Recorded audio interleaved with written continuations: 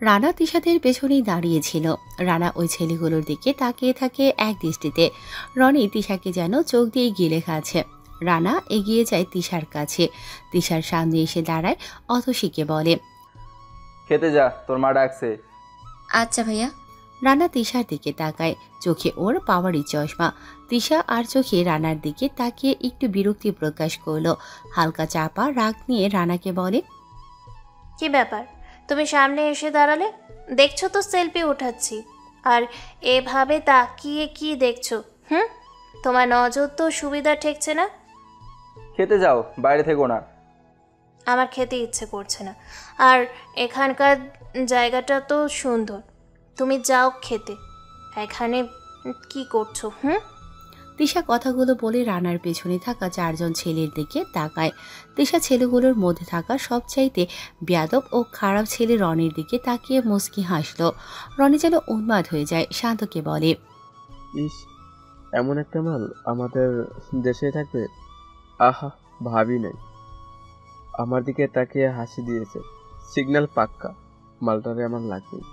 হ ভাই, আমাদের একটু সুযোগ দিস। সব হবে, বাট এই ফইন্নি আবল মার্কা দেখতে খ্যাত ছেলেটাকে সামনে থেকে সরে না কেন? বেশ তো ভালোই দেখছিলাম জিনিসপাতি। স্যালারে কি জেরে আসবো? ওরা সবাই ওদের মধ্যেই কথা বলতে থাকে। রানা তিশার দিকে তাকায়, তিশা আরও বিরক্ত হয়ে যায়। রানা শুরুতে এমন অধিকার দেখাচ্ছে, তিশার তা একদমই পছন্দ না। তিশার হাত ধরল রানা, রাগে তিশার সারা শরীর কাঁপছে, একটু ঝাড়ি দিয়ে বলে, কি আজব, ভালোবাসো বলে হাত ধরে টানাটানি করবা নাকি? অনুমতি নিবা না? আর তোমার প্রবলেমটা কি? এভাবে সামনে কেন দাঁড়িয়ে আছো? আমি যেদিকে সরছি তুমিও সরে আমার সামনেই কেন আসছো? পিছনে থাকা ছেলেগুলো ভালো না, তুমি গাড়ির ভেতরে যাও, নয় রেস্টুরেন্টের মধ্যে যাও। দেখো রানা, তোমাকে আমি বারণ করেছি, সবার সামনে আমরা কাপল তা যেন প্রুভ না হয়, আর আমার উপর এত জোরও দেখাবা না। শোনো, একটা কথা বলি, ভালোবাসার সম্পর্কে একজনকে শাসিত হতে হয় আর মানিয়ে নিতে হয়। তোমাকে শাসিত হতে বলছি না, শুধু আমাকে আমার মতো করে মেনে নিবা। আচ্ছা দাঁড়াও, এখানেই থাকো। রানা কথাটা বলে গাড়ির মধ্যে যায়। ছেলেগুলো তিশার আবার বুকের দিকে তাকাতে থাকে। মনে মনে তিশাকে নিয়ে অনেক কিছু ভেবে ফেলেছে ছেলেগুলো। সমাজে কিছু ঐতিহাসিক নরখাদক মনের মানুষ থাকে, যারা মেয়েদেরকে একটু সুযোগ পেলে বিভিন্ন খারাপ উদ্দেশ্যে কল্পনা করতে শুরু করে দেয়। এরকম ছেলেদের মানসিকতা ঠিক কতটা জঘন্য তা যদি ছেলেদের মন পড়া যেত, তাহলে কোনো মেয়ে আর বাইরে বের হতো না।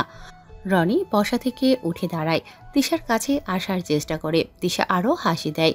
রনি তিশার কাছে প্রায় এসে গিয়েছে, কিন্তু তার আগেই তিশার সামনে রানা এসে হাজির। রানা তিশার ব্যাগ থেকে একটা ওড়না এনে আবারও সামনে এসে দাঁড়িয়েছে। তিশা বিরক্ত নিয়ে রানার দিকে তাকায়। কি সমস্যা তোমার? বারবার এমন করছো কেন? অসহ্য করে দিচ্ছ তুমি।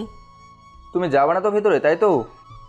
না, যাব না, খেতে ইচ্ছে করছে না আমার। তোমার প্রবলেম হলে তুমি যাও, এখানে বারবার আসছো কেন? আজব তো। ওকে ফাইন, ওনাটা নাও, তোমার বুকটা। আর কিছু বলতে না দিয়ে রানার গালে একটা থাপ্পড় মারে তিশা। রানা আশেপাশে তাকিয়ে দেখে কেউ দেখছে না তাদের। রানা কিছুই বলল না। তিশা রাগে গজগজ করতে করতে বলে, ছি, তোমার দৃষ্টি এতটা নীচ, এতটা জঘন্য। ছি রানা, আমি তোমাকে শুধু ভেবেছিলাম খ্যাত লুজার হাওয়া কোবা, কিন্তু না, আমি ভুল। তুমি এতটা খারাপ মনের মানুষ জানা ছিল না। কি হয়েছে ম্যাম? এখানে কোনো সমস্যা? রনি এসে তিশার মুখ নয়, তিশার বুকের দিকেই তাকিয়ে থাকে, কিন্তু তিশার সেটা নজরেই পড়ে না। সে রানার দিকে তাকিয়ে আছে। তবে পরিস্থিতি সামলাতে তিশা বলে, না মিস্টার হিরো, কোনো সমস্যা নেই। আমার ছোট ভাইয়ের মতো একটা ছেলেকে একটু শাসন করছি, যান এখান থেকে। না, কোনো সমস্যা হলে বলতে পারেন, আমি বিনা দ্বিধায় হেল্প করব। বললো না সমস্যা নেই, এখান থেকে যান। চুপ কর শালা। আচ্ছা ম্যাম, আসি। রনি সেখান থেকে চলে যায় দোকানে। তিশা আবারও রানার দিকে তাকায়। তিশা আরও কিছু বলতে যাচ্ছিল, কিন্তু তার আগে রানা ওর হাতে থাকা ওড়নাটা তিশার মাথার উপর দিয়ে বুকের উপর দিয়ে পেঁচিয়ে দেয়। তারপর ওর হাত ধরে টেনে রেস্টুরেন্টের মধ্যে চলে যায়। রনি বিরক্ত হয়ে রানাকে গালি দিতে থাকে। শালা দেখতেও দিলি না ঠিক মতো। মেয়েটা আহাম্মক। ছেলেটা বুঝতে পেরেছে আমরা তাকে দেখছি, মজা নিচ্ছি, কল্পনা করছি, অথচ মেয়েটা বুঝলোই না। সবাই বের হ, সালারে দেখছি। তুই শুধু মেয়ের নাম্বার নে, আমরা ছেলেটারে ধরে বোঝাবো নি গার্ডের স্বাদ কেমন হয়। রানা সবার শেষে এসে বসে খাবার টেবিলে। তিশা বিরক্ত নিয়ে নীরার পাশে যেয়ে বসে। সবারই খাওয়া প্রায় শেষ। রানার খাবার চলে আসে। সবাই তখন খাবার শেষ করে উঠে যেতে থাকে। নীরার বাবা রানার দিকে তাকায়, রানাকে বলে, কি ব্যাপার, তুই এখনো শেষ করিসনি যে? ক্ষুধা লাগছে তো বড় আব্বু, একটু খাই। আচ্ছা খা, আমরা দেখি, ওয়েট করি, তাড়াতাড়ি খা। সবাই বাইরে আসে। তিশা না খেয়ে নীরার সাথে বাইরে চলে আসে। নীরা এতক্ষণ দেখেনি তিশার গায়ে ওড়না বেজানো। নীরা ফোন চাপা অফ করে রেখে তিশার দিকে হাঁ করে তাকিয়ে থাকে। তিশা নীরার এমন করে তাকানো দেখে বলে, এভাবে তাকাচ্ছিস কেন? তোর গায়ে ওড়না? বাহ, কে পরিয়ে দিয়েছে, দারুণ লাগছে। তুই তাহলে ওড়না ব্যবহার করলি? আরে ধুর, তোর লাজুক খ্যাত ভাই এটা পরিয়ে দিয়েছে। অসহ্য লাগছে। বজ্জাত ছেলে আমাদেরকে খারাপ দৃষ্টিতে তাকায়। চুপ কর, ও কেমন আমি জানি। কেমন বেয়াদব একটা ছেলে। জিসান এসে তিশার পাশে দাঁড়ায়। তিশা জিসানকে দেখে হাসলো। অনেকটাই ভালো লাগছে এখন। তিশা জিসানের সঙ্গ সবসময় পেতে চায়, কিন্তু হয়ে উঠছে না। জিসানের সাথে একটু সাইডে আসলো তিশা। জিসানকে বলে, তুমি যাকে ভালোবাসবে তার উপর অধিকার খাটাবে নাকি স্বাধীনতা কেড়ে নিবে? অবশ্যই স্বাধীনতা দেব। তোমার যা ভালো লাগবে তাই করবা। জানো, ওই দোকানে থাকা কয়েকটা ছেলে আমাদেরকে হাঁ করে তাকিয়েছিল। ভাবখানা দেখে মনে হচ্ছিল এমন সুন্দরী মেয়ে ওরা কোনোদিনও দেখেনি। দেখতে হবে না কার গার্লফ্রেন্ড, সুন্দরী তো হতেই হবে। আর আমার জানটাকে ওরাই দেখবে, এতে ক্ষতি কিসের? সুন্দর জিনিসকে দেখতেই পারে। জিসান, তুমি এত ভালো কেন? রানা একটা অসহ্যকর ছেলে। মন চাইছে ওর কয়েকটা থাপড় দিই, দেখতেই ইচ্ছে করে না আমার। উফ, দিন দিন সে আরও বিরক্তিকর হয়ে যাচ্ছে। সে কোথায়? এখনো ভিতরে? দাঁড়াও, রানাকে রেখেই আমরা সবাই চলে যাব। ওকে একটু শাস্তি তো পেতেই হবে। সবাই রেস্টুরেন্টে থেকে বাহিরেই আছি। রানাকে রেখে গেলে সে বুঝতেও পারবে না। জিসান কথাটা বলে সবার কাছে আসলো। সবাইকে উদ্দেশ্য করে বলে, কি ব্যাপার, আমরা কখন পৌঁছাবো? সবাই তো রেডি হয়ে গাড়িতে বসে আছে।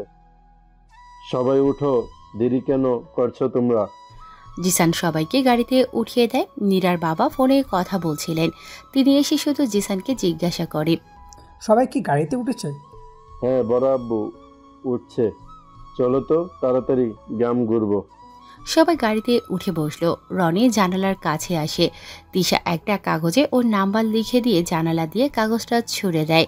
গাড়ি স্টার্ট করা হলো। রানা খাবার শেষ করে ওয়াশরুমে যেয়ে হালকাভাবে ফ্রেশ হতে থাকে। তিশা ডান গালে থাপ্পড় দিয়েছে। হালকা ব্যথা হয়েছে ওর, তবে রানা কিছুই মনে করেনি। সে এটাকে ভালোবাসার স্পর্শ হিসেবে গ্রহণ করেছে। রানা ফ্রেশ হয়ে বাইরে বের হলো। বিলের ওখানে আসতেই রেস্টুরেন্ট থেকে জানায় অলরেডি বিল পে করা শেষ। রানা ঘুরে বাইরে তাকায়, দেখে সেখানে ওদের কোনো গাড়িই নেই। রানা সামনে পিছনে তাকায়, কিন্তু গাড়ির কোনো চিহ্নই নেই। রানা পকেটে হাত দেয়, ফোন বের করে কল দিতে যাবে, তখনই রনি এসে সামনে দাঁড়ায়। রানার হাত থেকে ফোনটা কেড়ে নেয়। রানার ফোন ওর হাতে নিয়ে নাড়তে নাড়তে বলে, কি মাম্মা, তখন তো হিরো হয়ে মেয়েটাকে আমার সামনে থেকে নিয়ে গেলেন। দেখেন, আপনার হিরোইনের নাম্বার আমার হাতে। রনি কাগজ নাড়িয়ে রানাকে দেখাতে থাকে। রানার সাথে সাথেই কাগজ কেড়ে নিয়ে ছিঁড়ে দেয়। রনি চিৎকার দিয়ে ওঠে। রাগে রানার ফোনও রাস্তায় ছুঁড়ে মারে রনি। রানার পাঞ্জাবির কলার টেনে ধরে গালে পরপর দুটো থাপড় বসিয়ে দেয়। রানা কিছুই বলতে পারে না। ব্যথায় আর ভয়ে সে যেন কেঁদে ফেলে। এমনিতেই সেই হাবাগোবা একটা ছেলে, তার উপর রানাকে এভাবে মারছে।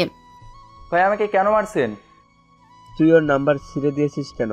জানিস ওরে আমার ভালো লাগছে। ওই ওরে ধর। রনির কথা মতো ওরা 3 জন ছেলে দৌড়ে আসে। রানাকে ওরা 4 জন পেটাতে থাকে। রানা রাস্তার উপর শুয়ে পড়ে। ওরা সমানে লাথি মারে। রানা চিৎকার করে ওঠে। সে অসহায়, কিছুই যেন তার করার নেই। সে ভয়ে চুপসে গেছে। ইচ্ছে মতো রানাকে ওরা পেটাতে থাকে। জিসানেরা গ্রামে এসে পৌঁছালো। বিশাল বড় একটি প্রাসাদ টাইপ বাড়ি নীরার নানার। 4টে গাড়ি এসে থেমেছে সেইখানে। সবাই এক এক করে নামলো। নীরার নানা এসে নীরাকে আগে জড়িয়ে ধরে। তারপর সবার সাথে বেশ হাসি মুখে কুশল বিনিময় করে। নীরাকে সবাই অনেক আদর করে। নানুমণিরা আরো বেশি আদর করে। জিসান ভেবেছিল খুব সিম্পল বাড়ি হবে, কিন্তু না, জিসান এসে অবাক হয়ে গেছে এত বড় বাড়ি দেখে। নীরার কাছে যায় ও। নীরা শোন, বলো কি হয়েছে? তোর মাকে কি বড় আব্বু পালিয়ে নিয়ে গিয়েছিল? না হলে তোর নানু তো বড় আম্মুর আহাম্মকের সাথে জীবন ওর তোর মাকে বিয়ে দিত না। কি বলবো এসব? আমি জানি না। বুঝছি। তা তোর সেই চান্দু কোথায়? কি নাম তার? নীরবর নাম। কয়েক বাড়ি পরেই বাসা। ভালো একটা ছেলে। যাকে ভালোবাসা যায় সে পৃথিবীর সব চাইতে ভালো হয়। যেমন তুই সবার কাছে ভালো। বাদ দে, বেশি গভীরে যাওয়া দরকার নেই। তিশার দিকে বাড়ির সবাই তাকিয়ে আছে, কারণ গ্রামে এমন শার্ট প্যান্ট পরা মেয়েদের দেখা যায় না। তিশা যেন একটি এলিয়েন। ভুল করে সে এখানে চলে এসেছে। নীরা, তিশা, জিসান, অতসী সবাই বাড়ির দিকে এগিয়ে যেতে থাকে। হঠাৎ কেউ একজন পেছন থেকে এসে নীরার চোখ চেপে ধরে। নীরা হাতের উপর হাত রেখে বোঝার চেষ্টা করে কে এসেছে পেছন থেকে। নীরা অনুভব করে বলে, শুভ, আমি জানি এটা তুই। সামনে আয়। তুই আমাকে কিভাবে চিনে ফেলিস? শুভ নীরার কথার উত্তর দিয়ে সামনে এগিয়ে আসে, কিন্তু ভুল করে তিশার পায়ের ওপর পা দিয়ে আসে। সাথে একটু হালকা ধাক্কা লাগে। তিশা টাল সামলাতে না পেরে পড়ে যাচ্ছিল, কিন্তু শুভ এক হাত ধরে এক ঝটকা টান দিয়ে তিশাকে টেনেই সোজা করে দাঁড় করালো। তিশা চমকে যায়। শুভ তিশার দিকে তাকায় না, নীরার সামনে এসে দাঁড়ায়। কত বছর পর দেখলি, তবুও চিনি ফেললি? তুই জিনিয়াস। হয়েছে, পাম দিতে হবে না। নিধি কোথায়? তাকে তো খুঁজেও পাওয়া যায় না। আছে কোথাও, চল বাদ দে। আরে দাঁড়া, পরিচয় করিয়ে দিই। আমার বেস্ট ফ্রেন্ড তিশা। আর ওটাকে তো চিনিস? ও হলো জিসান, যদিও কখনো গ্রামে আসেনি। কিন্তু রানা কোথায়? তাই তো, রানা কোথায়? আছে হয়তো ক্ষেত পুলা গ্রাম ঘুরে দেখছে। চলো সবাই ভিতরে যাই। শুভ ওদেরকে নিয়ে ভেতরে চলে আসে। শুভ হলো নীরার মামাতো ভাই, আর নিধি হলো শুভর বোন। গ্রামে আসা মানে সব কাজিনেরা এক হয়ে আড্ডা মাস্তি করবে। সবাই ঠিক এটার জন্যই প্রস্তুত হচ্ছে। রানা রাস্তায় উঠে ওঠার চেষ্টা করছে। গায়ে অনেক ব্যথা ওর। রনিরা তাকে অনেক মেরেছে। এরপর তারা বাইক নিয়ে তিশার উদ্দেশ্যে চলে যায়। রানাকে যখন মারছিল তখন 2-1 থামাতে এলেও রনি তাদেরকে ছুরি দেখিয়ে তাড়িয়ে দিয়েছে। সেজন্য কেউ আর এগিয়ে আসেনি রানাকে বাঁচানোর জন্য। রানার গাল ফেটে রক্ত বের হচ্ছে। অনেকক্ষণ ধরে ওরা 4 জন রানাকে লাথি মেরেছে চারপাশ থেকে। পিঠ আর পেট প্রচণ্ড ব্যথায় যন্ত্রণা শুরু করে দিয়েছে। রানা শোয়া থেকে উঠে দাঁড়ালো। মুখ দিয়ে রক্ত বের হওয়া শুরু হয়। তলপেটে অনেক লাথি দেওয়ার জন্য এমন ব্যথা হয়, রক্ত বের হচ্ছে। তবে গাল বেয়ে রক্ত বের হতে থাকে। রানা কোনো রকমে হেঁটে দূরের ওই রেস্টুরেন্টের মধ্যে যায়। রেস্টুরেন্টের মালিক রানাকে ধরে চেয়ারে বসায়। পানি এনে দেন তিনি। রানা গালে, চোখে মুখে পানি ছিটিয়ে নিল। চশমাতেও রক্ত জমে আছে। লোকটা রানাকে বলে, আপনার কিছু লাগবে? রানা থেমে থেমে উত্তর দেয়, একটু টিস্যু পেপার চাই, আর ব্যথার ওষুধ আমি নিতে পারবো? এদিকে তো আশেপাশে ডাক্তার বা ওষুধখানা নেই। একটা কাজ করুন, কিছু দূর গেলে একটা বড় গ্রাম পড়বে, ওখানে সব কিছু পাবেন আপনি। রানা কোনো রকম খোঁড়াতে খোঁড়াতে বাইরে আসে। বারবার পেছনে তাকায় কোনো গাড়ি এদিকে আসে কিনা। কোথায় যাবে সে জানে না। টিস্যু পেপার দিয়ে সে চশমাটা মুছে নিয়েছে। রনিরা একটা দুর্বল সহজ সরল ছেলেকে মেরেছে। রানা উদ্দেশ্যহীনভাবে হাঁটছে আর পেছনে তাকাচ্ছে। হঠাৎ রানা দেখে একটা সাদা রঙের কার ওর দিকে এগিয়ে আসে। রানা দূর থেকে হাত উঠায়। গাড়িটাকে থামানোর চেষ্টা করে, কিন্তু হাত উঠিয়ে কয়েকবার নাড়াতেই রানা যেন আর দাঁড়িয়ে থাকতে পারে না। অসহ্য যন্ত্রণা আর ব্যথা যেন তাকে কাবু করে দিয়েছে। রানা হাত উঠিয়ে নাড়ানোর সময় ধপ করে রাস্তার পাশে পড়ে যায়। এমন সময় গাড়িটা এসে থামে রানার ঠিক পাশে। গাড়িতে একজনই ছিলেন, আর সে হলো আলিফ সাহেব। আলিফ গাড়ি থেকে নেমে বাইরে আসে। রানাকে মাটিতে পড়ে থাকতে দেখেন তিনি। রানা বিড়বিড় করে কি যেন বলার চেষ্টা করছে। আলিফ সাহেব প্রশ্ন করে, কে তুমি? এখানে এভাবে পড়ে আছো কেন? আমি যাব। কোথায় যাবে তুমি? আর দেখে তো মনে হচ্ছে তোমাকে কেউ মেরেছে। ওঠো তুমি। পারছি না। আরে ওঠো, এভাবে পড়ে থাকলে সবাই ভাববে তুমি আমার গাড়ির সাথে অ্যাক্সিডেন্ট করেছো। এখন গাড়িতে ওঠো, আগে তোমাকে ডাক্তারের কাছে নিয়ে যাই। আলিফ সাহেব শক্ত করে রানাকে ধরে। সে কোনো রকম টেনে তুলে রানাকে গাড়ির মধ্যে নিয়ে যায়। কি করবে তিনি ভেবে পাচ্ছে না, তবে আগে রানাকে ঠিকমতো সুস্থ করতে হবে। আলিফ সাহেব গাড়িতে বসে। রানা ওনার পাশের সিটে বসা। চোখ বন্ধ করে রানা বিড়বিড় করছে আর মাঝে মাঝে জোরে কাশছে। আলিফ সাহেব এমনিতেই একজন নেতা, তবে গ্রামে নিজেকে গোপন রেখেই আসে, কারণ মিস্টার রহস্যময় যদি জানতে পারে আলিফ সাহেব শহরের বাহিরে, তবে ওনার জন্য বড়ই বিপদ আছে। আলিফ সাহেব রানাকে হেল্প করার চেষ্টা করে। আপাতত গ্রামের দিকে যে কোনো ডক্টরকে দেখাতে হবে তাকে। রানাকে সেখানে রেখেই চলে আসবে। আলিফ সাহেব গাড়ি স্টার্ট দিয়ে জোরে টান দেয়। নীরার নানা বেশ সচ্ছল মানুষ, গ্রামে থেকেও যেন প্রভাবশালী হওয়ার বেশ নাম ডাক ওনার। তবে ক্ষমতা তেমন নেই, কিন্তু সম্মানটা আছে অনেক। আর নীরার নানা বাড়ি থেকে কয়েক বাড়ি পরেই নীরবদের বাসা, যার সাথে তিনি নীরার বিয়ে ঠিক করেছে। এজন্য বাড়িতে সবাইকে দাওয়াত করেছেন। ঢাকা থেকে সব মানুষ এসে জড়ো হয়েছে বিশাল প্রাসাদময় বাড়িতে। গ্রামেও যে এত সুন্দর বাড়ি থাকবে কেউ তা আশা করেনি। শুভ সবাইকে নিজের নিজের থাকার জায়গা দেখিয়ে দিল। মনে মনে সে রানাকে খুঁজছে, কিন্তু রানাকে কোথাও পাচ্ছে না। হয়তো আছে, কিন্তু শুভর চোখে পড়ছে না। রানাকে খোঁজার চেষ্টা করেও কাজের জন্য আবার ভুলে যাচ্ছে সে।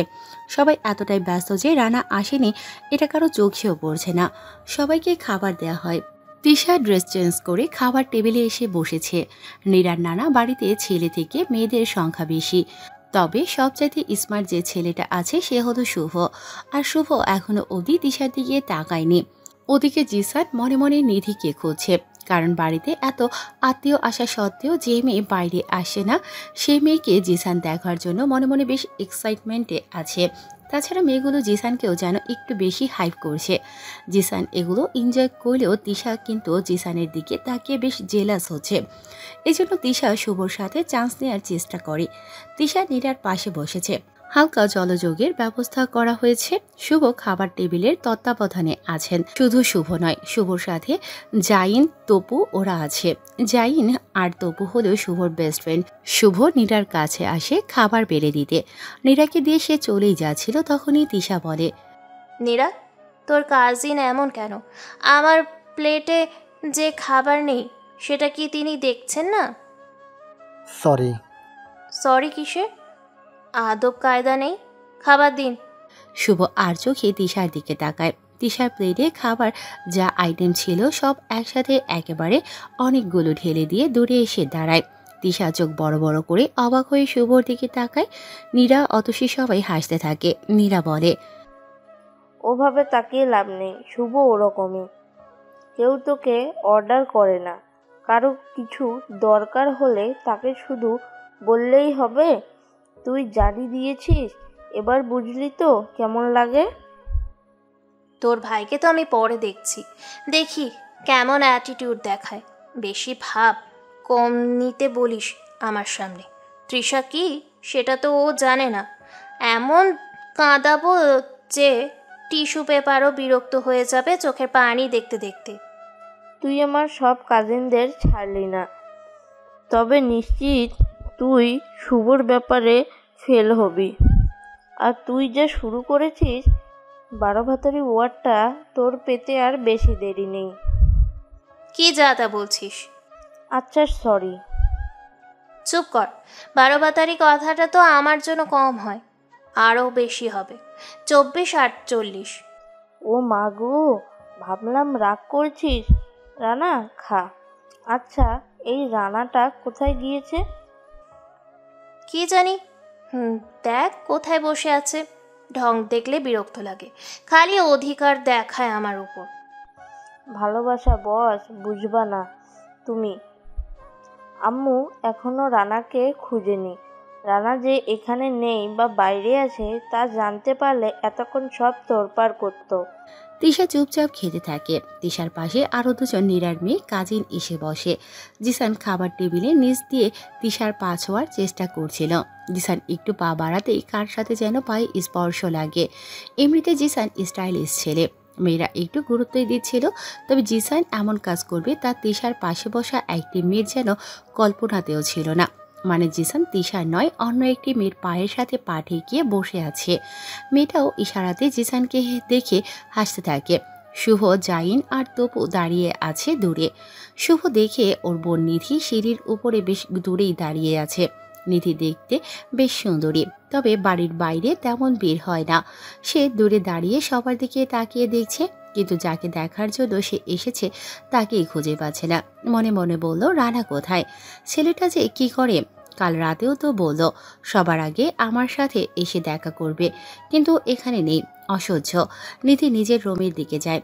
সবার খাওয়া শেষ হয়, দুপুর গড়িয়ে বিকেল হতে চলল, কিন্তু বাড়ির কেউ এখনও রানার খোঁজ নেয়নি। কি সাংঘাতিক একটা ব্যাপার। আলিফ সাহেব গ্রামে আসে। গ্রামে ডাক্তারখানা চেনে না তিনি।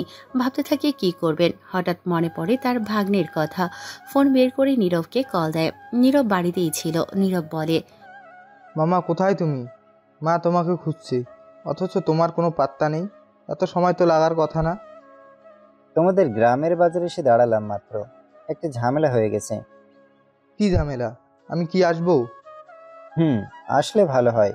একটা ছেলে রাস্তার পাশে পড়েছিল, মনে হচ্ছে তাকে কেউ খুব মেরেছে, মরা মরা অবস্থা।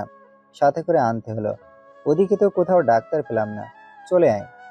নীরব তার মামার কথা শুনে তাড়াতাড়ি বাড়ি থেকে বের হয়। বাইকে করে 5 মিনিটের মধ্যে গ্রামের বাজারে চলে আসে। মামার সাথে কথা বলে সে গাড়ির দিকে আসে। দেখে একটা ছেলে শুয়ে আছে সিটের সাথে হেলান দিয়ে। খুব খারাপ অবস্থা ছেলেটার। নীরব বলে, সামনেই ডাক্তার আছে, চলো ওনাকে নিয়ে যাই। চল। ওরা দুজন রানাকে ডাক্তারের কাছে আনে। ডাক্তার চেক আপ করে জানায়, 2 দিন বিছানা রেস্ট থাকতেই হবে। তাকে বাড়িতে নিয়ে গিয়ে খাবার দিয়ে ওষুধগুলো খাইয়ে দিবেন, ঠিক হয়ে যাবে। আলিফ সাহেব নীরবের দিকে তাকায়। অচেনা একটি ছেলে রানা, তাকে এভাবে বাসায় নিয়ে যাবে কেমন অন্যরকম লাগছে। তার উপর নীরবের বিয়ে নিয়ে ঝামেলা। বাড়িতে আত্মীয় থাকবে অপরিচিত একজন, কিন্তু এভাবে এখানেও তো ফেলে রেখে যেতে পারছে না। হঠাৎ নীরব বলে, মামা চিন্তা নেই, চলো আমাদের বাসায় নিয়ে যাই। যে কোনো একটা রুমে থাকবে সে, তারপর না হয় শোনা যাবে কি হয়েছে, তার বাসা কোথায়। সমস্যা হবে না তো? না, হবে না। যা হবে পরে দেখা যাবে, চলো ওকে নিয়ে যাই। নীরব আর আলিফ সাহেব রানাকে সাথে নিয়ে নিজেদের বাড়িতে আসে। নীরবদের বাড়ি থেকে বেশ কয়েকটা বাড়ি পর নীরার নানা বাড়ি। ওনার নাতনির সাথে নীরবের বিয়ের কথা হচ্ছে। নীরব রানাকে সাথে নিয়ে গাড়ি থেকে নামলো। আলিফ সাহেব আসবে বলে সবাই অপেক্ষা করছিলেন। আলিফের সাথে অসুস্থ নতুন একটি ছেলেকে দেখে চমকায় সবাই। নীরবের মা এসে বলে, ভাই, এই ছেলেটা কে? পরিচিত একটা ছেলে, আস্তে আস্তে অসুস্থ হয়ে পড়েছে। হাতে পায়ে মুখে ব্যান্ডেজ কেন? পরে সব বলবো। নীরব, তুই যা, ওকে রুম দেখিয়ে দে। রানা শুধু চোখ উঁচু করে তাকাচ্ছে, কোনো কথা বলার শক্তি নেই তার। রানাকে নিয়ে নীরব একটি রুমে আসলো। তাকে শুইয়ে দিয়ে নীরব জোরে জোরে ডাকতে লাগলো, মীরা, এই মীরা, এদিকে আয়। মীরা নাম উচ্চারণ করতেই একটা মেয়ে দৌড়ে আসে সেই রুমে। মীরার মাথায় ওড়না টানা, গ্রামের মেয়ে, তাই বেশ পরিপাটি সাজ। তবে নীরবের বিপরীত হয়েছে সে। মীরা আসতেই নীরব বলে, ছেলেটার ওষুধ যখন ঘুম থেকে ভাঙবে একটু মনে করে খাইয়ে দিস। আমার অনেক কাজ আছে, খাবারটাও একটু এনে দিবি। সারাদিন তো কোনো কাজ করিস না, শুধু ফোন চাপিস। ওনার দিকে একটু খেয়াল রাখবি। আচ্ছা ভাইয়া, এটা কোনো কাজ হলো? করে দেব, চিন্তা নেই। গুড, থাক তাহলে আমি যাই। নীরব কথাটা বলে রুম থেকে বের হয়। মীরা হলো নীরবের ছোট বোন, অতসীর বয়সী, মানে ইন্টার সেকেন্ড ইয়ারে পড়ে। মীরা রানার পাশে এসে দাঁড়ালো। রানার মুখের দিকে তাকায়। ছেলেটার চোখে মুখে একটা অদ্ভুত ভালো লাগা আছে।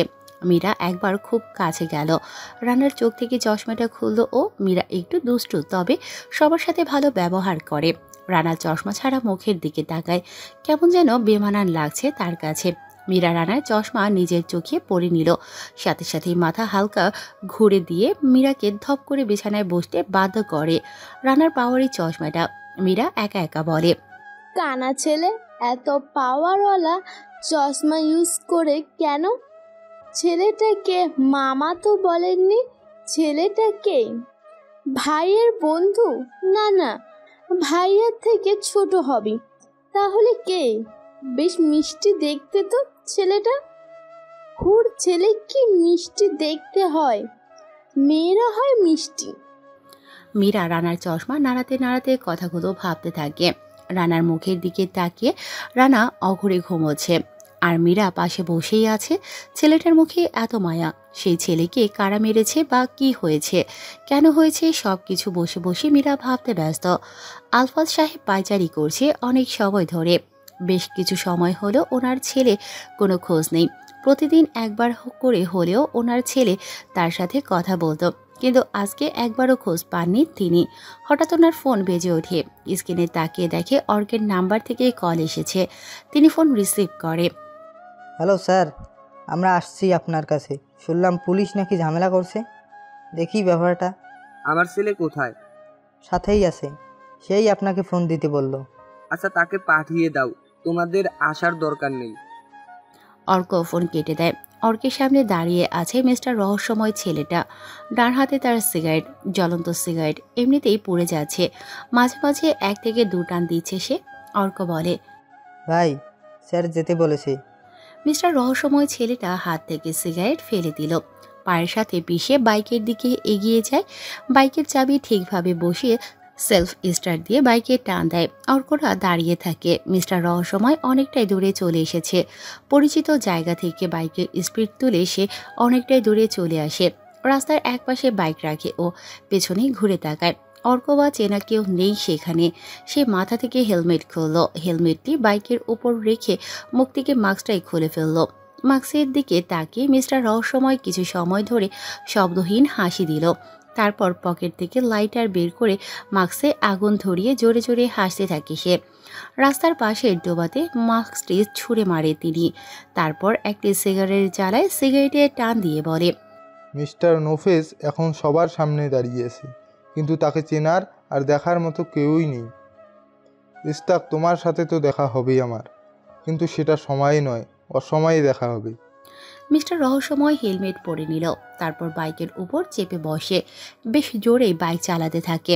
উদ্দেশ্য আদনান সাহেবের সাথে তার দেখা করতে হবে। নীরা এখন রানাকে খুঁজতে ব্যস্ত। সারা বাড়ি প্রায় খোঁজা শেষ, কিন্তু রানাকে কোথাও পাচ্ছে না। রানাকে দুপুর থেকেই খুঁজে পাচ্ছে না সে।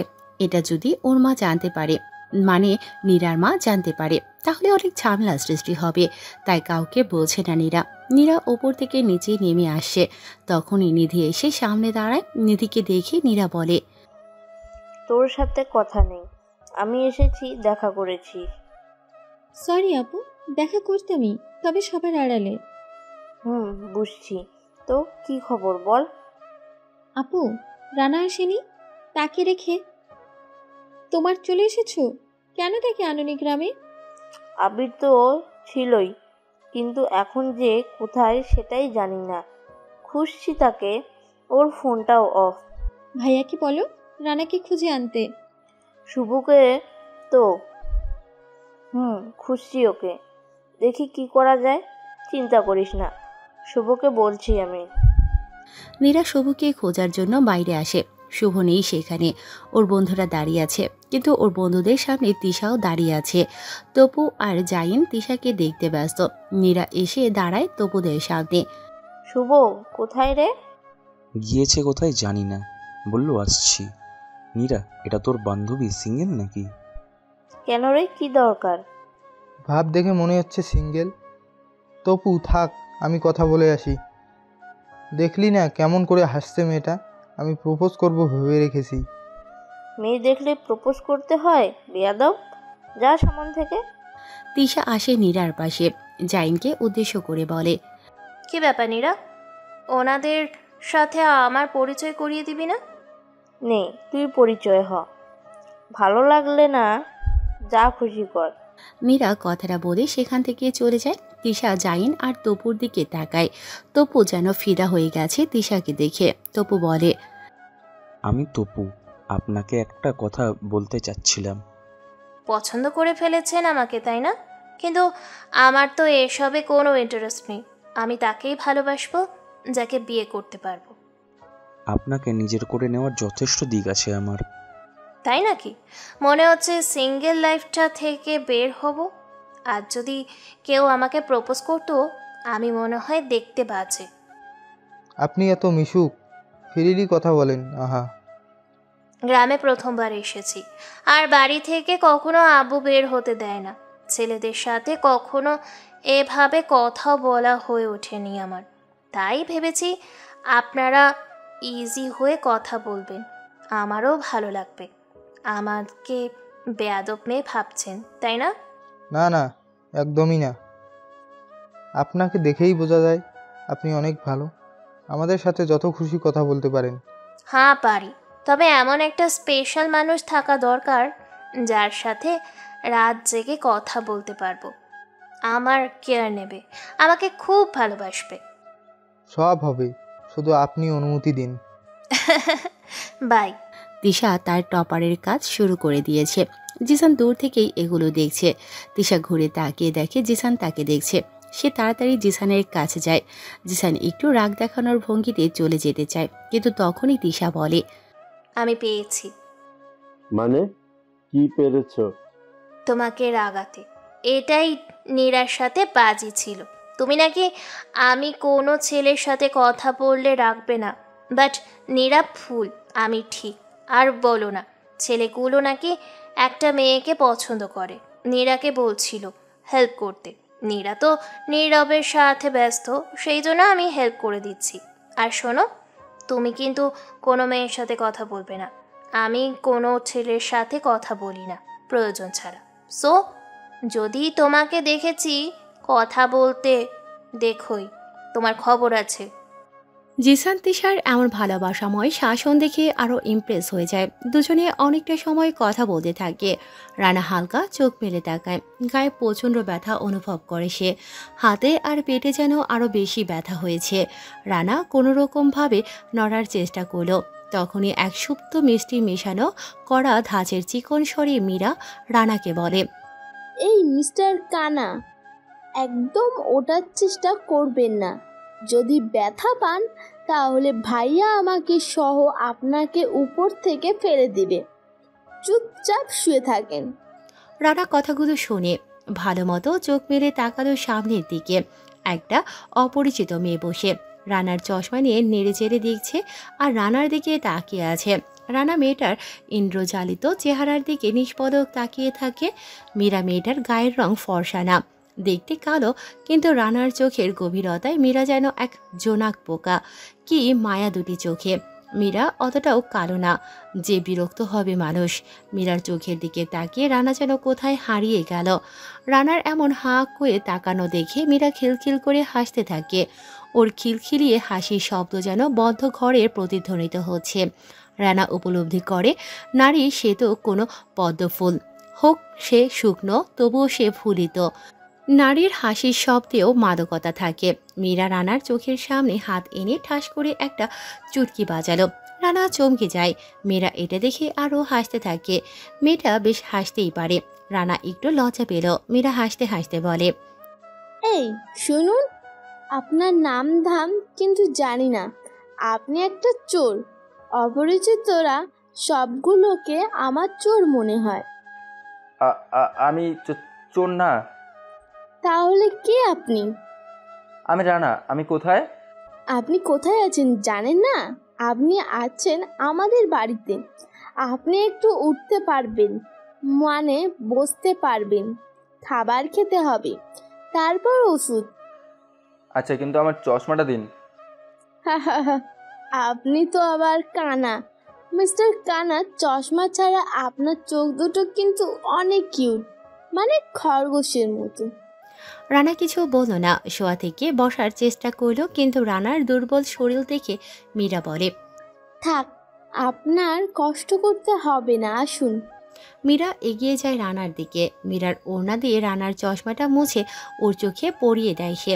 তারপর রানার হাত ধরে মীরা ওকে বসিয়ে দেয়, সাথে হেলান দিতেও বলে রানাকে। রানা মীরার এমন বিস্ময়কর কেয়ার দেখে বারবার নিস্তব্ধ দুপুরের মতো নীরব পরিবেশের এক ক্লান্ত পাখি হয়ে যাচ্ছে। রানাকে বসিয়ে দিয়ে মীরা বলে, হাত তো নাড়াতে পারছেন না, আচ্ছা আমি খাইয়ে দিই, হা করুন। না থাক, আমি পারবো। সংকোচতার কিছু নেই, আমি কিন্তু অনেক রাগী একটা মেয়ে। আমার কথা না শুনলে আমি অনেক রেগে যাই, তখন কিন্তু আপনার সাথে আর কথা বলবো না। রাগ তো মেয়েদের সৌন্দর্য বহন করে। বাবা, তা আমার এত এই কালাও মেয়ের কি এমন সৌন্দর্য দেখলেন? কালো বলে কি তুমি সুন্দর না? পৃথিবীর সবাই সুন্দর, বিশেষ করে কালো মেয়েরা আরো বেশি সুন্দর। কিভাবে? কোনো মেয়ের হাসি সুন্দর, আবার কারোর চোখ, আবার কারো কথা, কারোর গলার আওয়াজ সুন্দর। আপনার চোখ আর হাসির শব্দ সবচেয়ে বেশি সুন্দর। মীরা খাবার মাখছিল। রানার মুখ থেকে কথাগুলো শুনে সে থেমে যায়। রানা চশমা পরা চোখের দিকে তাকায়, বোঝার চেষ্টা করে ছেলেটা তাকে মিথ্যে বলছে কিনা। রানা খাবার প্লেটের দিকে তাকিয়ে আছে। মীরা মুচকি হাসল, কারণ মীরাকে কেউ কখনো প্রশংসা তো দূরে থাক, ওর দিকে বাড়ির মানুষ ছাড়া অপরিচিত কেউ ভালো করে কথাও বলেনি। বান্ধবীদের থেকে কালো হওয়াতে শুনতে হয় কড়া গলায় অসহ্যকর অনেক কথা। এজন্য প্রশংসা শুনে মীরা অবাক হয়।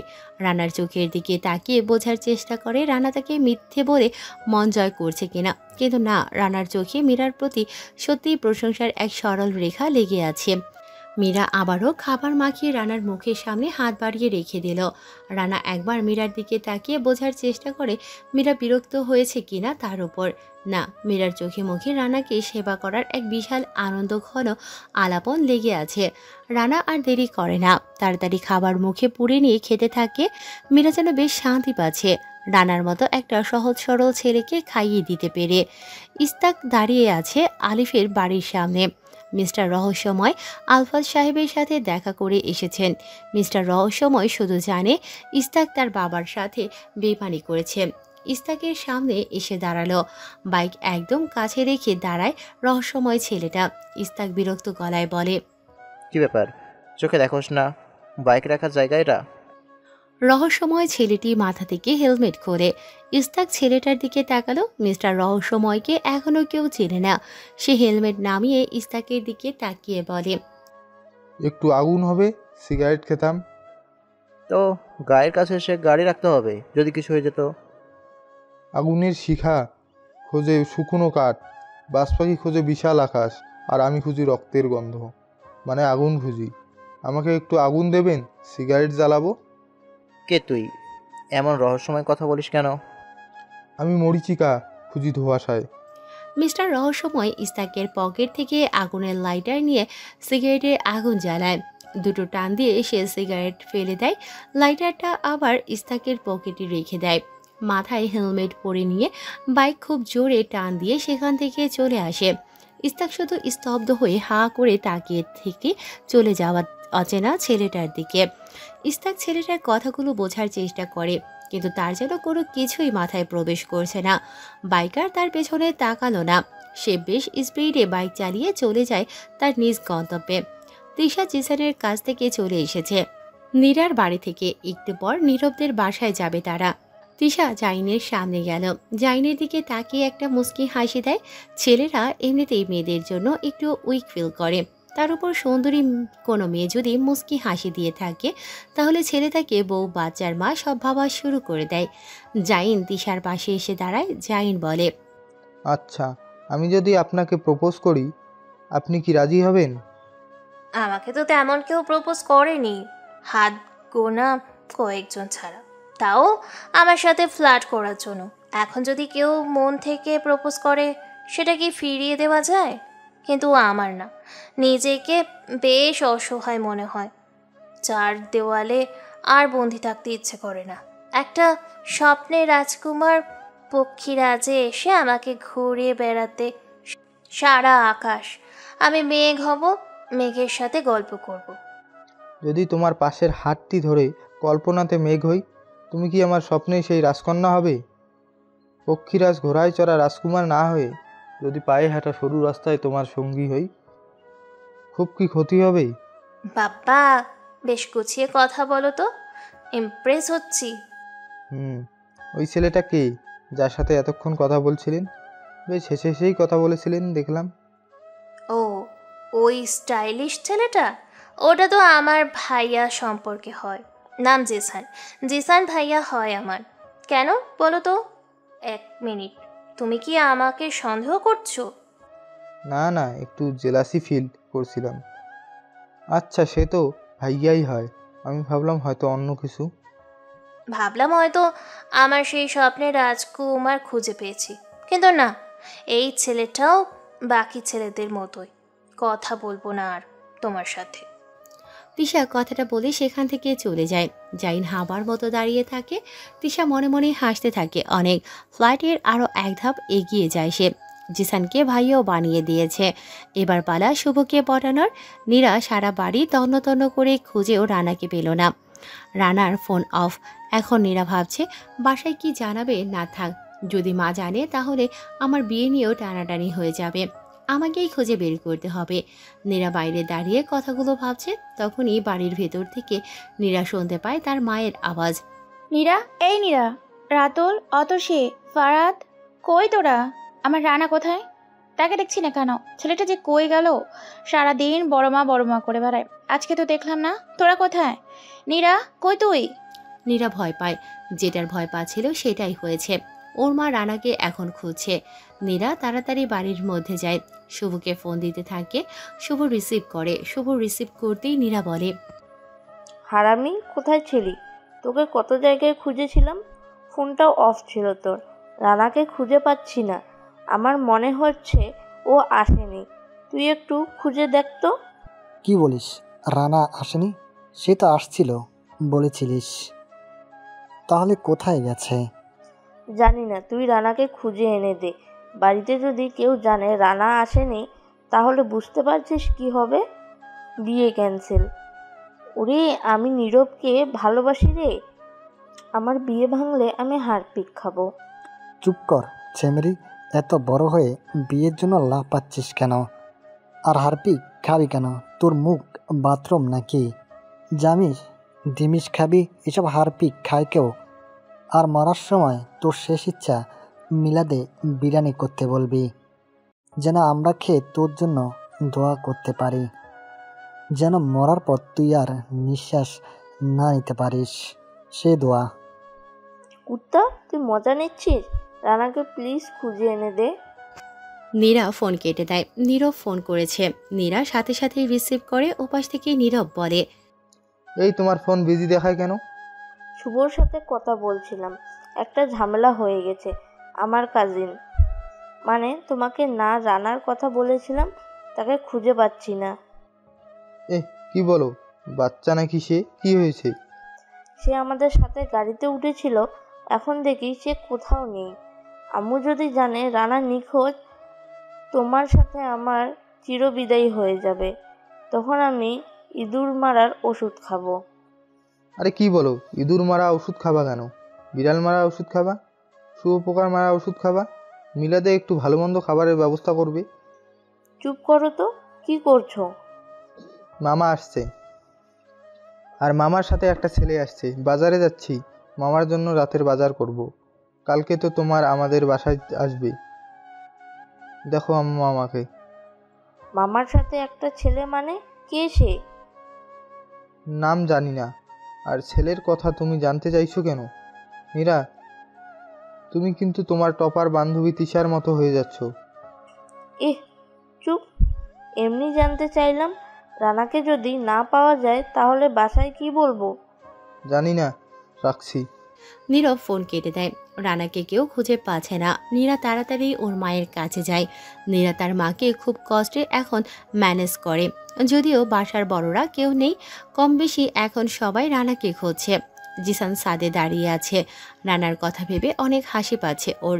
রানার কথা ভাবতেই মনে পড়ে ওর মায়ের মুখটা। রানা আর জিসানের মা একজন। রানা হওয়ার পর তিনি মারা যান, আর জিসান রানাকে বেশি করে দোষারোপ করতে তার মায়ের মৃত্যুর কারণ হিসেবে। জিসানকে তাদের মা বেশি আদর করত, কারণ তার মা পালিয়ে চলে এসেছিল জিসানের বাবার কাছে, আর জিসানের ছিল তাদের প্রতীক্ষিত সন্তান। জিসানকে কোলে নিয়ে তিনি নিজের বাপের বাড়ি গিয়েছিল, কিন্তু সেখানে তাকে কেউ মেনে নেয়নি। জিসানের বাবাকে শুধুমাত্র নীরার মা মেনে নিয়েছিল। সেই জন্য নীরার মা ওদের দুজনকে অনেক বেশি ভালোবাসে। বিশেষ করে রানাকে ভালোবাসে তিনি বেশি। রানাকে একদমই সহ্য করতে পারে না জিসান, আর তার জন্য রানাকে ওখানে রেখেই এসেছিল। জিসান কল্পনা করতে থাকে, রানা, তুই তো জানিস না রনিরা তোকে কেন মেরেছে, কারণ আমি ওদেরকে টাকা দিয়েছিলাম। আমি জানতাম ওরা তিশাকে বাজে নজরে দেখছিল, কিন্তু আমি কিছুই বলিনি। কেন বলিনি জানিস? কারণ তুইও তিশার পাশে দাঁড়িয়ে ছেলেগুলোকে দেখছিলি। তোর চোখে মুখে তিশার প্রতি সত্যি ভালোবাসা থাকলেও সে তোর মতো খেত ছেলেকে ভালোবাসবে না, তোর ভালোবাসাটাও দেখবে না। আর আমি তিশাকে সুযোগ বুঝে ব্যবহার করে ছেড়ে চলে যাব। তিশার মতন মেয়েকে আমি ডোন্ট কেয়ার লিস্টে রেখে দিই, আর সেই তিশা আমার জন্য পাগল। হা হা হা। আমি তিশাকে ভালোবাসা দেখাবো, তুই ভালোবাসা দিবি, কিন্তু সে তোরটা নয়, আমারটাই বুঝবে। রনিরা তিশাকে চোখ দিয়ে গিলে খাচ্ছিল, অথচ আমি সবটা দেখে কাউকে কিছু বলিনি। আর তুই হিরোর মতো তিশার কাছে গিয়েছিস, একটা থাপ্পড়ও খেয়েছিস। আমি এটা দেখে হেসেছিলাম, কিন্তু তুই সামনে আসাতেই রনিদের চোখে মুখে তোর প্রতি রাগ দেখতে পাই, আর এটাই সুযোগ আমি নিয়েছি। ইচ্ছা করেই তোকে সেখানে রেখে এসেছি। রনিকে বলেছিলাম যেন তোকে আধমরা করে রাখে। এতক্ষণে তো কোথায় আছিস কে জানে, থাকবি কোনো এক হসপিটালে। হা হা হা, is called love mind game. আমি তিশাকে তোর হাতে দেব না, তিশাকেও আমি সত্যিকারের ভালোবাসা পেতে দেব না। জিসান কথাগুলো বলে একা একা হাসে। হঠাৎ অনুভব করে কে যেন তার পেছনে এসে দাঁড়িয়েছে। জিসান ঘুরতেই দেখে একটি মেয়ে হেঁটে নিচের দিকে চলে যাচ্ছে। জিসান জোরে ডাকে, কে কে তুমি? মেয়েটা দাঁড়িয়ে যায়, পেছনে ঘুরে তাকায়। জিসান মেয়েটাকে চেনে না, তবে প্রশ্ন করে, কে তুমি? আমি নিধি, তবে আমি আপনাকে চিনি। আপনি রানার ভাই হন। তুমি নিধি? তোমার নাম শুনেছি, তা ছাদে কেন আসছিলে? রানাকে খুঁজতে। রানা কোথায়? রানা তো আছে বাহিরে, তা রানাকে কেন খুঁজছো? এমনিতেই সবাই আসছে, আর তাকে খুঁজে পাচ্ছি না, সে কারণে। ও, রানাকে ভালোবাসো নাকি? ছেলেটা খেত বেদপ লুজার। ভালোবাসো তাকে, কিন্তু সে তো অন্য কাউকে ভালোবাসে। আপনার কথা শুনেই বোঝা যায় আপনি একটা চরম পর্যায়ের প্রিয়াতব মানুষ। নিধি আর কিছু বলল না। জিসান অবাক হয়, প্রথমবার কেউ তাকে এত বেশি অপমান করল, তাও কোনো নোটিশ ছাড়া। মুখের ওপর অপমান করে চলে গেল নিধি। জিসান রাগে ছাদের বেড়ি বাঁধে একটা লাথি দেয়। সে ফোন বের করে, রনির নাম্বারে ফোন দেয়। রনি রিসিভ করে। জিসান ভাই, আমরা তো আপনার এলাকা তো আমি চিনি। আমরা তো পাশের এলাকাতে থাকি। এখানে আসবেন বলবেন তো? চুপ করো তো, টাকা আরো দেব, তবে এবার কাউকে মারতে না। একটা মেয়েকে তুলে নিয়ে যাবে। ছেলেদেরকে অপমান করা কত বড় সাহস তা বুঝাবো। অপমান করলে কি হয়? ভাই রেগে আছেন? পরে না হয় কথা হবে, এখন এসব বাদ দিন। টাকা পেলে কাজ করতে কোনো সমস্যা নাই। আমার কাজ হওয়া চাই। জিসান ফোন রেখে দেয়। সে একটি সিগারেট জ্বালালো। জিসান সবার সামনে ভালো সাজলেও ভেতরে ভেতরে একটা শয়তান যেন। মীরা রানার দিকে তাকিয়ে থাকে। ওষুধ খাওয়ানো শেষে মীরা একটা বালিশ নামিয়ে দিয়ে রানাকে বলে, এবার একটু ঘুমান, সন্ধ্যা হয়ে আসছে। আমার কাজ শেষ, ভাইয়াকে জানাতে হবে। মানে তুমি কি অর্ডার প্রাপ্তর কাজের মেয়ে নাকি? ওই কানা একটা নিজের বাড়ি, একটু ফাঁকিবাজ, তাই সবাই অর্ডার করে কাজের জন্য। কাজের মেয়ে কেন হব? না মানে এমনি বললাম।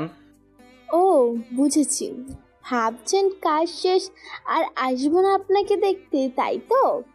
আহা, এমনটা কেন ভাবলেন? আপনাকে জানালা দিয়ে ধাক্কা দিব। পাজিল ছেলে, বেশি বোঝে। আমি বোঝাতে চেয়েছি এখনকার মতো কাজ শেষ, আবার আসবো। তারপর না হয় আপনার কাজ শুনবো। আপনি কিন্তু অনেক কম কথা বলেন, আমি দেখেছেন কত বকবক করে। আচ্ছা, আসিও।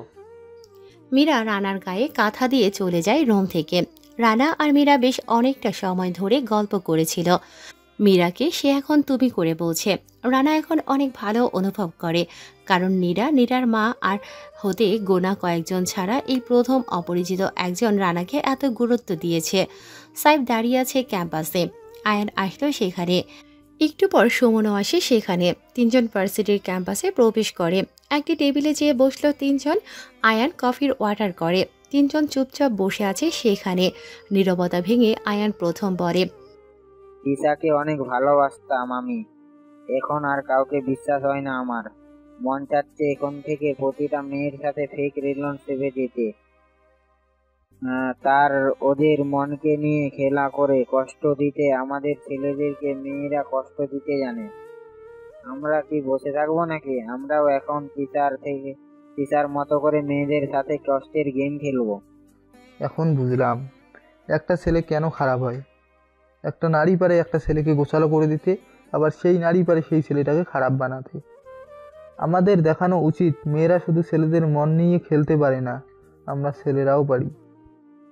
আমি খোঁজ পেয়েছি তিশা এখন কোথায়। আর তিশা আমাদের সাথে গেমস খেলেও আমরা সত্যিকার অর্থ ভালোবেসেছি। আমাদেরকে যদি কোনো মেয়ে ভালোবাসে তাহলে সেটা আগে বুঝতে হবে সত্য কিনা। শুধু শুধু কষ্ট দিয়ে কোনো রিভেঞ্জ নেওয়া যায় না। কিন্তু সে তো আমাদের মনকে নিয়ে খেলা করেছে, আমাদের দোষটা কোথায়? আমরা তো সত্যিকারের অর্থে ভালোবাসা দেখিয়েছিলাম। দোষ কি আমরা মন থেকে ভালোবেসেছিলাম বলে? এখন বাদ দাও, আমি তিশার কাছে যাব। সরাসরি প্রশ্ন করব, কেন সে ভালোবাসা নিয়ে এসব আমাদের কষ্ট দিল? আমাদের অপরাধ কোথায়? সব প্রশ্নের উত্তর আমাদের জানতে হবে। তিশা কোথায় এখন? সে গিয়েছে নিবার নানুর বাড়িতে, সেখানে আছে ও, মানে গ্রামের বাড়িতে আছে। নীরা, এই মেয়েটাও তিশার সাথে যোগ আছে। সুযোগে নীরাকেও বোঝাবো কষ্টের সঙ্গ দিলে কি ফল ভোগ করতে হয়। চলো তাহলে আমরাও গ্রামে যাই, তিশাকে তুলে নিয়ে আসবো। আমাদের আরো লোকজন ম্যানেজ করতে হবে। ওকে, যাব গ্রামে, তবে আরো 2-1 দিন পর। সাইফ কথাটা বলে সেখান থেকে উঠে চলে আসে। সাইফের মনটা এখনও তৃষার জন্য কাঁদে। তৃষার বলা কথাগুলো সে বারবার মনে করতে থাকে। নীরাকে শুনিয়ে তিশা সেদিন ভুল করে ফোন করার নাটক করে সাইফকে শোনানোর কথাগুলো তিশা যেন একদমই ভুলতে পারছে না। সাইফ তিশাকে ফোন দিল। তিশা তপুর সাথে দাঁড়িয়ে কথা বলছে। তপু তিশাকে প্রশ্ন করে, আমার বিশ্বাস হয় না তুমি সিঙ্গেল। এত সুন্দরী একটা মেয়ে কখনো রিলেশন করেনি, ভাবতেই অবাক লাগছে আমার। ছিল তো একটা রিলেশন, কিন্তু কি জানো, ছেলেটা আমাকে ধোকা দেয়। আমি তাকে প্রচণ্ড ভালোবাসতাম, কিন্তু আমাকে সে ইগনোর করতো। খুব কাঁদতাম, রাতে ঘুমাতাম না তার জন্য।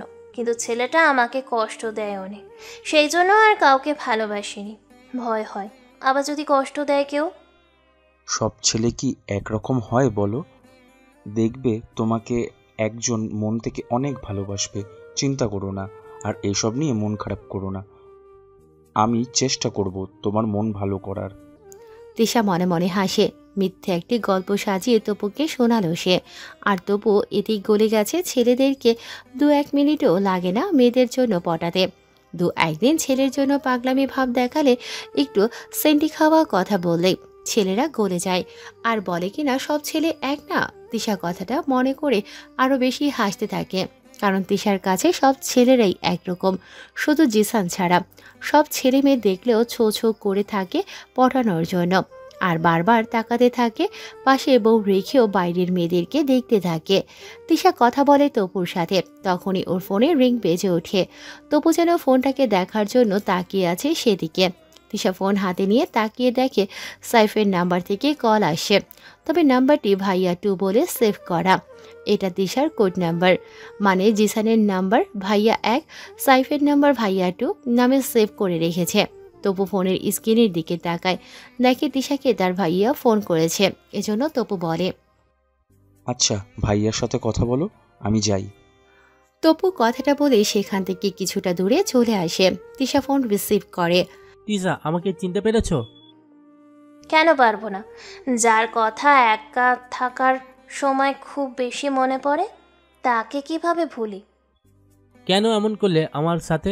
আমার ভালোবাসায় কি খাচ্ছিল? শুধু এতটুকু জানতে চাই। আমি অনেক খারাপ একটা মেয়ে, ভীষণ খারাপ। আমি চেয়েছিলাম একজনকে আঁকড়ে ধরতে, কিন্তু পারিনি। সব কিছু হারিয়ে ফেললাম। আমাকে শাস্তি দেবে অনেকটা। প্লিজ দাও না। নিজেকে আমি কোনোভাবেই ক্ষমা করতে পারছি না। সব কিছু দুর্বিষহ লাগছে। তোমাকে সবটা দিয়ে ভালোবেসেছিলাম আমি, আমাকে তুমি বুঝলে না। আমার গল্পে আমি অপরাধী আর তুমি মহৎ। আমার গল্পে নিজেকে শাস্তি দেওয়ার স্ক্রিপ্ট দরকার। রাখছি সাইফ, খুব কান্না পাচ্ছে আমার, গলাটা ধরে আসছে। তিশা শোনো। তিশা আর কারো কথা শোনে না, সে ফোন কেটে দেয়। আবারও হাসতে থাকে, কারণ এখন তিশা খুব ভালো করেই জানে সাইফ এখন তার কথা ভাববে। আর সে ইচ্ছে করে সাইফের ভাবনাতে জেগে বসেছে, যেন কেউ তাকে ছাড়তেও পারবে না, আবার গিলতেও না। তিশা বারবার ভালোবাসার মাইন্ড গেম খেলছে ছেলেদের সাথে। তপুকে বানিয়ে বানিয়ে কথা বলেছে, আর তপু বেচারা ভাবতে থাকে, বেচারা তিশা এভাবে কষ্ট পেয়ে গেল, আমার তার পাশে থাকতে হবে, তাকে কষ্ট দেব না কখনো। তিশার মনে যদি আমি একবার ভালোবাসা স্থাপন করতে পারি, তাহলে সে আমার। তিশা মেয়েটা কত ভালো, সহজে সত্য কথা বলে দিল। অন্য কোনো মেয়ে হলে হয়তো রিলেশনের কথা বলতো না। তিশা সবার থেকে আলাদা, তিশাকে আমার চাই। তপু কথাগুলো ভাবতে ভাবতে তিশার কাছে এসে দাঁড়ায়। তপু দাঁড়াতেই তিশার ফোন আবারও বেজে উঠল। তিশা সহ তপু ফোনের দিকে তাকায়। ভাইয়া 3 নামে একটি নাম্বার থেকে কল এসেছে। তিশা জানে এটি কার নাম্বার, আয়ান ফোন করেছে। তপু এবার কিছু না বলে মুচকি হেসে তিশার কাছ থেকে চলে যায়। তিশা ফোন রিসিভ করে। উপাস থেকে আয়ান কিছু বাজে কথা শোনার প্রস্তুতি নিচ্ছিল, তবে তার আগে তিশা বলা শুরু করে, আয়ান, তোমার মনে পড়ে তুমি আমাকে একটা ডায়েরি উপহার দিয়েছিলে? ডায়েরিটা খুব যত্নে আমি তুলে রেখেছি, যেন সেটা নষ্ট না হয়। ডায়েরির প্রথম পাতায় লেখা আছে, তৃষা, যা কিছু হয়ে যাক না কেন, আমি কখনো তোমাকে ছাড়ব না। কথাটা আমি রোজ পড়ি। আমি মনে মনে অনেক হাসি। ভালোবাসা শুধু মুখেই বলি, মন থেকে কেউ ভালোবাসতে চায় না। তোমার দেওয়া হাতঘড়িটা আমি পড়ি না, কারণ যদি নষ্ট হয়ে যায় তখন তোমার দেওয়া একটা স্মৃতি নষ্ট হয়ে যাবে।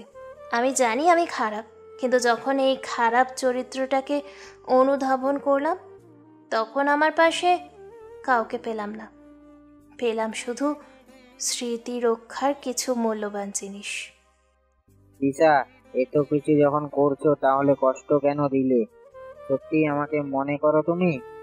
দেখো আয়ান, আমি তো আগেই বলেছি আমি খারাপ।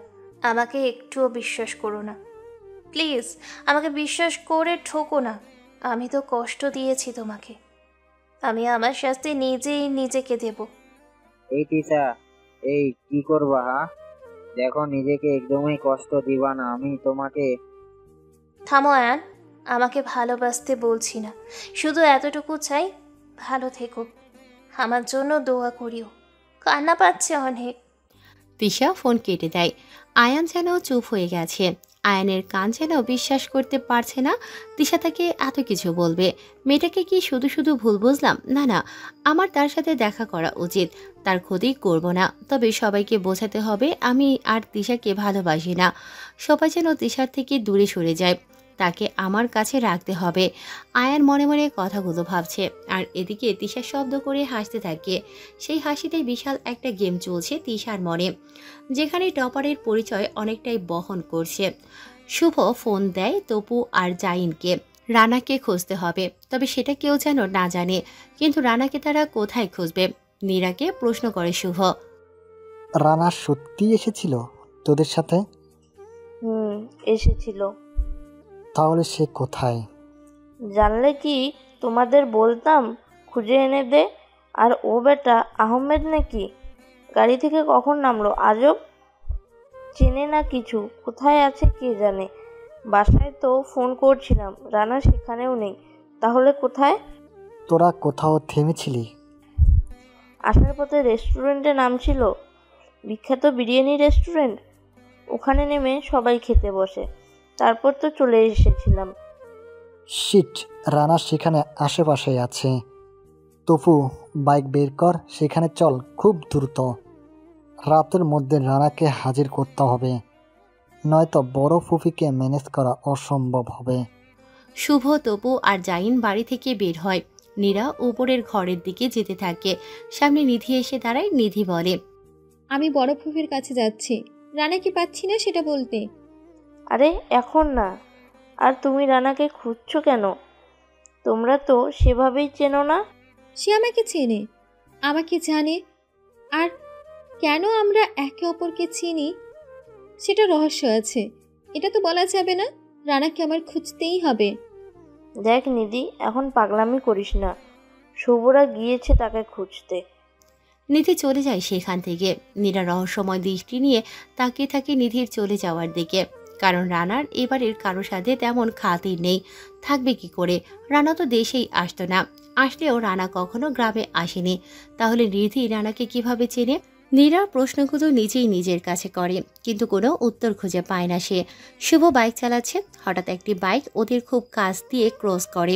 তবু বাইকের পেছনে বসে জোরে বলে ওঠে, শালা, বাইক দেখে চালাতে পারিস না? সাথে সাথে ক্রসকৃত বাইকটা কিছুটা দূরে যেয়ে থামে। দুটো বাইক তাদের। শুভরা একটা বাইকেই বসে আছে। ক্রসকৃত বাইক থামতেই তপু বলে, শুভ, গাড়ি রাখতো, ওরা থেমেছে, ওদেরকে আজ মেরে ফেলবো।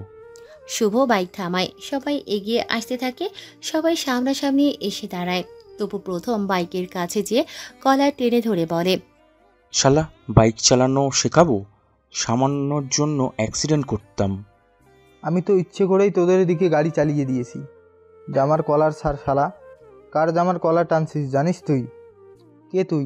ইচ্ছে করে গায়ের উপর গাড়ি চালাবি? রনি আমার নাম। তোদেরকে এখানে পুঁতে রাখবো। শালা যা ভাগ এখান থেকে। শুভ, এই বাচ্চা বলে কি? এলাকায় এসে লাফাচ্ছে বেশি। এটা আমাদের এলাকা, তাই ভদ্র খাতিরে তোকে আপ্যায়নটা ভালো মতো এখন করছি না। যা বিড়ালের বাচ্চা, ভাগ এখান থেকে। শুভ, তুই চুপ করে আসিস কেন? ওটা তো ভেজা বিড়াল, কি বলবে সে? চলে আয়, এখন এসবের সময় নাই। এলাকায় আসছে, মুখগুলো চিনে রাখো, সুযোগে গোল দিব। তপু আর জাইন চলে আসে সেখান থেকে। শুভ রানাকে খুব ভালো করেই চেনে। রানাকে ওর বড্ড প্রয়োজন। তাছাড়া রানা আর শুভ একে অপরকে ভালোভাবেই জানে। রানার সাথে শুভর অনেকটা সময় প্রায় কথা হতো, তবে রানা কখনো নিধির সাথে এত কথা বলেনি।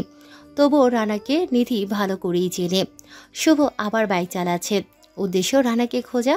ডিনারের সময় হয়ে এসেছে প্রায়। নীরার বাবা নীরবের বাবার সাথে কথা বলছে ফোনে। রানার ছোট বাবা, তিশার বাবা আর শুভর বাবা বসে আছে। আচ্ছা ভাই, জিসানের সাথে আপনার এত ঘনিষ্ঠতা কিভাবে? দুইজনে বিজনেস পার্টনার, মানে বাংলাদেশে যত বিজনেস আছে ওর সবগুলোর সাথে আমি পার্টনারশিপ। এভাবে খাতির হয়ে যায় আমার সাথে জিসানের। ছেলেটা বেশ কাছের। জিসানকে কি আপনার পছন্দ অনেক?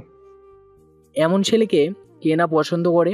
ভালো ছেলে, পড়াশুনো জানে, বিজনেস করে। তাহলে জিসানের বাবাকে ডাকা যাক। কেন তাকে ডাকতে হবে কেন? আসলে নাইদ সাহেবের তো জিসানকে অনেক পছন্দ। কেমন হয় তিশার সাথে যদি জিসানের বিয়ের কথা ফাইনাল করি? আর বিয়েটা যদি এই গ্রামে হয় তাহলে কি খুব ক্ষতি হবে? ভাই, আপনি একটা মনের কথা বলেছেন। আমার উদ্দেশ্যটাই এমন ছিল, মানে গ্রামে আসবো, ওরা দুজন একে অপরকে জানবে, তারপর বিয়ে ঠিকঠাক করে ফেলবো। বাহ, এটা তো দারুণ খবর। সময় মতো সব সম্পাদন করে ফেলবো। ওরা সবাই কথা বলতে থাকে। ওদিকে তিশা হেঁটে যাচ্ছে খাবার টেবিলের দিকে। হঠাৎ সে হ্যাঁচকা টান অনুভব করে হাতে। এক ঝটকায় সে একটি ঘরের ভিতর প্রবেশ করে। চোখ তুলে তাকায় সামনে ও। জিসান দাঁড়িয়ে আছে। জিসান এক দৃষ্টিতে তাকিয়ে আছে তিশার দিকে। তিশা মাথা নেড়ে বলে, কি হয়েছে? এভাবে ডাকলে কেন? কেউ যদি দেখে ফেলে কি হবে জানো তো? দেখলে দেখুক, লোক তোমার বাহাদুরে আমার স্পর্শে কাঁপুনি হোক। বাবা, কি হলো হঠাৎ তোমার? কিছু না। জিসান কথাটা বলে তিশাকে জোরে একটি টান দেয় নিজের কাছে। তিশা টাল সামলাতে না পেরে জিসানের বুকের সাথে লেপ্টে পড়ে। জিসান তিশার কোমরে হাত দেয়। তিশা যেন কিঞ্চিত কেঁপে ওঠে। জিসান তার দু হাত কোমর থেকে ধীরে ধীরে উপরের দিকে উঠাতে ব্যস্ত হয়ে যায়। তিশা থামিয়ে দিল তাকে।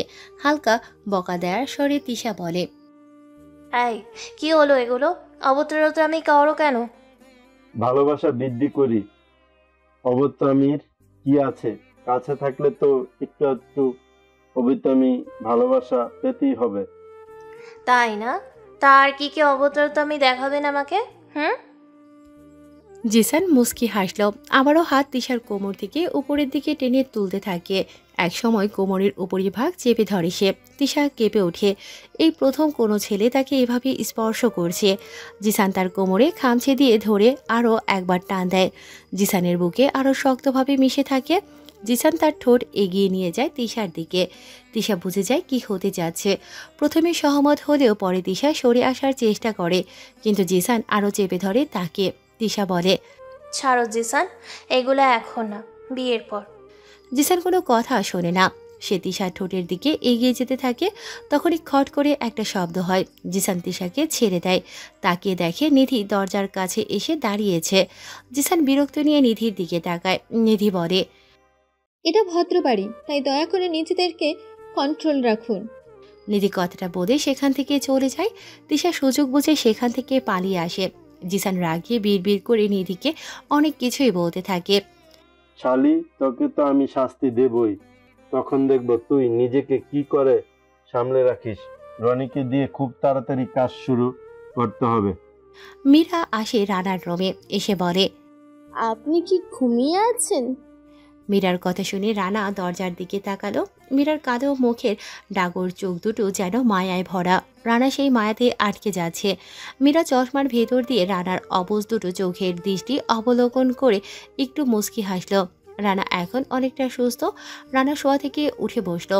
মীরার দিকে তাকিয়ে বলে, না, ঘুমায়নি। কি করছিলেন? অপেক্ষা। অপেক্ষা? কিসের অপেক্ষা? এক প্রচ্ছন্ন রমণের, যার মায়াতে পদ্ম যেন নিঘুমা কাটিয়েছে সারা সময়। আপনি কি আমার জন্য অপেক্ষা করছিলেন? কি আজব, আমি তো পদ্ম নই। বাদ দাও। চলেন, খেতে ডাকে সবাই। ভাইয়া আপনাকে ডেকে নিয়ে যেতে বললুম। ওখানে গেলে তুমি কি আমাকে খাইয়ে দেবে? দেখুন, অপরিচিত কারোর থেকে এত বেশি কিছু আশা করা ঠিক না। ও সরি। রানা বিছানা থেকে উঠল। রানা মাথা ও শরীর বেশ ভার অনুভব করছে। সে আবারও ঘুরে বিছানায় ধপ করে বসে পড়ে। মীরা সাথে সাথেই এগিয়ে আসে রানার কাছে। রানার হাত ধরে বলে, আমাকে ডাকতেন? অপরিচিত কারো থেকে এত বেশি কিছু আশা করাটা ঠিক না। আপনি তো দেখি ভালো কথা শিখেছেন, চলুন আমার সাথে। রানার হাত মীরা শক্ত করে ধরে। রানা মীরার দিকে তাকানোর সাহস পেল না, কারণ কাছ থেকে কোনো সৌন্দর্য দেখলে হয় চোখ ঝলসে যাবে, না হয় সৌন্দর্যের মোহে পড়ে সেখান থেকে বের হওয়া কঠিন হবে। মীরা রানাকে নিয়ে খাবার টেবিলে এসে দাঁড়ালো। আলিফ সাহেবকে দেখে রানা সালাম দিল। আলিফ সাহেব বলে, বসো এখানে, আমার পাশে বসো। আলিফ সাহেব রানাকে তার পাশে বসালেন। রানা বসতেই কানে কানে তিনি বললেন, শোনো, আমি বলেছি তুমি আমার পরিচিত একটা ছেলে। আসার পথে অসুস্থ হয়ে পড়েছ, আমাকে আঙ্কেল বলে ডাকবা। তোমার নামটা বলো আমাকে। রানা একটু ভদ্রতার হাসি দিয়ে নিজের নাম বলল তাকে। মীরা খাবার বেড়ে দেয়। রানার প্লেটে খাবার বেড়ে দিয়ে মীরা চলে যেতে চাইলে তখন রানা বলে, তুমি বসো, খেয়ে নাও। আমি পরে খাবো। পরে কেন, এখনই বসে খেয়ে নে। মামা, ছেলেটার নাম যে জানো কি? রানা। মীরা, তুই রানার পাশে যে ফাঁকা চেয়ার আছে সেখানে বসে পড়, খেয়ে নে। মীরা আর কোনো কথা বলল না। রানার পাশে বসলো সে। মীরা বসতেই রানা টেবিলের নিচ দিয়ে মীরার বাম হাত ধরে মীরার অবাক চোখে রানার দিকে তাকায়। রানা মীরার দিকে না তাকিয়ে আস্তে গলায় বলে, মাথা কেমন যেন ঘুরছে, যদি পড়ে যাই। তুমি ছাড়া কেউ তো এখানে নেই। মীরা আরো আস্তে গলায় বলে, আমি কি আপনার কাছে মানুষ? কথা শুনে মনে হচ্ছে কত দিনের চেনা আমরা। রানা মীরার হাত আরো শক্ত করে ধরে। মীরা যেন একটু কেঁপে উঠল, কারণ এই প্রথম কোনো ছেলে ওর এতটা কাছে এসে হাত ধরেছে। এটা যেন এক অন্যরকম অনুভূতি। মীরা নিশ্চুপ হয়ে বসে থাকলেও নীরব বলে, মামা পরশু সকালে আমাদের সবাইকে ইনভাইট করেছে রহিম দাদু, মানে নীরার নানু ভাই। আমাদের সবাইকে যেতে হবে, তুমি নীরাকে দেখে আসবে। আচ্ছা, কতক্ষণ লাগবে নীরাদের বাড়িতে পৌঁছাতে? 20 মিনিটের রাস্তা। পুকুর আছে, একটা পাহাড়ও আছে। পুকুর মানে মাছের ঘের নাকি? আর পাহাড় কত বড়? ওয়াও, আমি পাহাড় দেখব। এভাবে বলছো কেন? তুমি কি কখনো পুকুর বা পাহাড় দেখোনি? না, এগুলো তো আমেরিকাতে। আসলে ছোট থেকে সে দেশের বাইরে থাকতো, এজন্য কিছু দেখেনি। কি বাবা, তুমি খাচ্ছ না কেন? আসলে কাকিমা, আমি মেখে খেতে পারি না। কি বলো? আচ্ছা, আমি তোমাকে খাইয়ে দিয়ে আসো। আর হাতে ফোলা দেখছি তোমার, হয়তো খেতেও পারবে না। পড়ে গিয়েছিলে নাকি কোথাও? আসলে কাকিমা, আঙ্কেল আর আমি হ্যাং আউট করতে ভালোবাসি। রাস্তার পাশে একটা সুন্দর জায়গা দেখে নেমেছিলাম। ওখানে ঢালু ছিল বেশ কিছুটা পথ। আমি পা পিছলে পড়তেই এমন অঘটন ঘটে গেছে। ও আচ্ছা, আসো আমি খাইয়ে দিই। নীরবের মায়ের পাশে যেয়ে বসলো রানা। মীরা নিশ্চুপ দৃষ্টিতে তাকিয়ে দেখছে রানাকে। ছেলেটা কয়েক মিনিটে সবাইকে আপন করে নিচ্ছে, যেন কতদিনের চেনা সবাই। মীরা না খেয়ে শুধু রানাকেই দেখছে।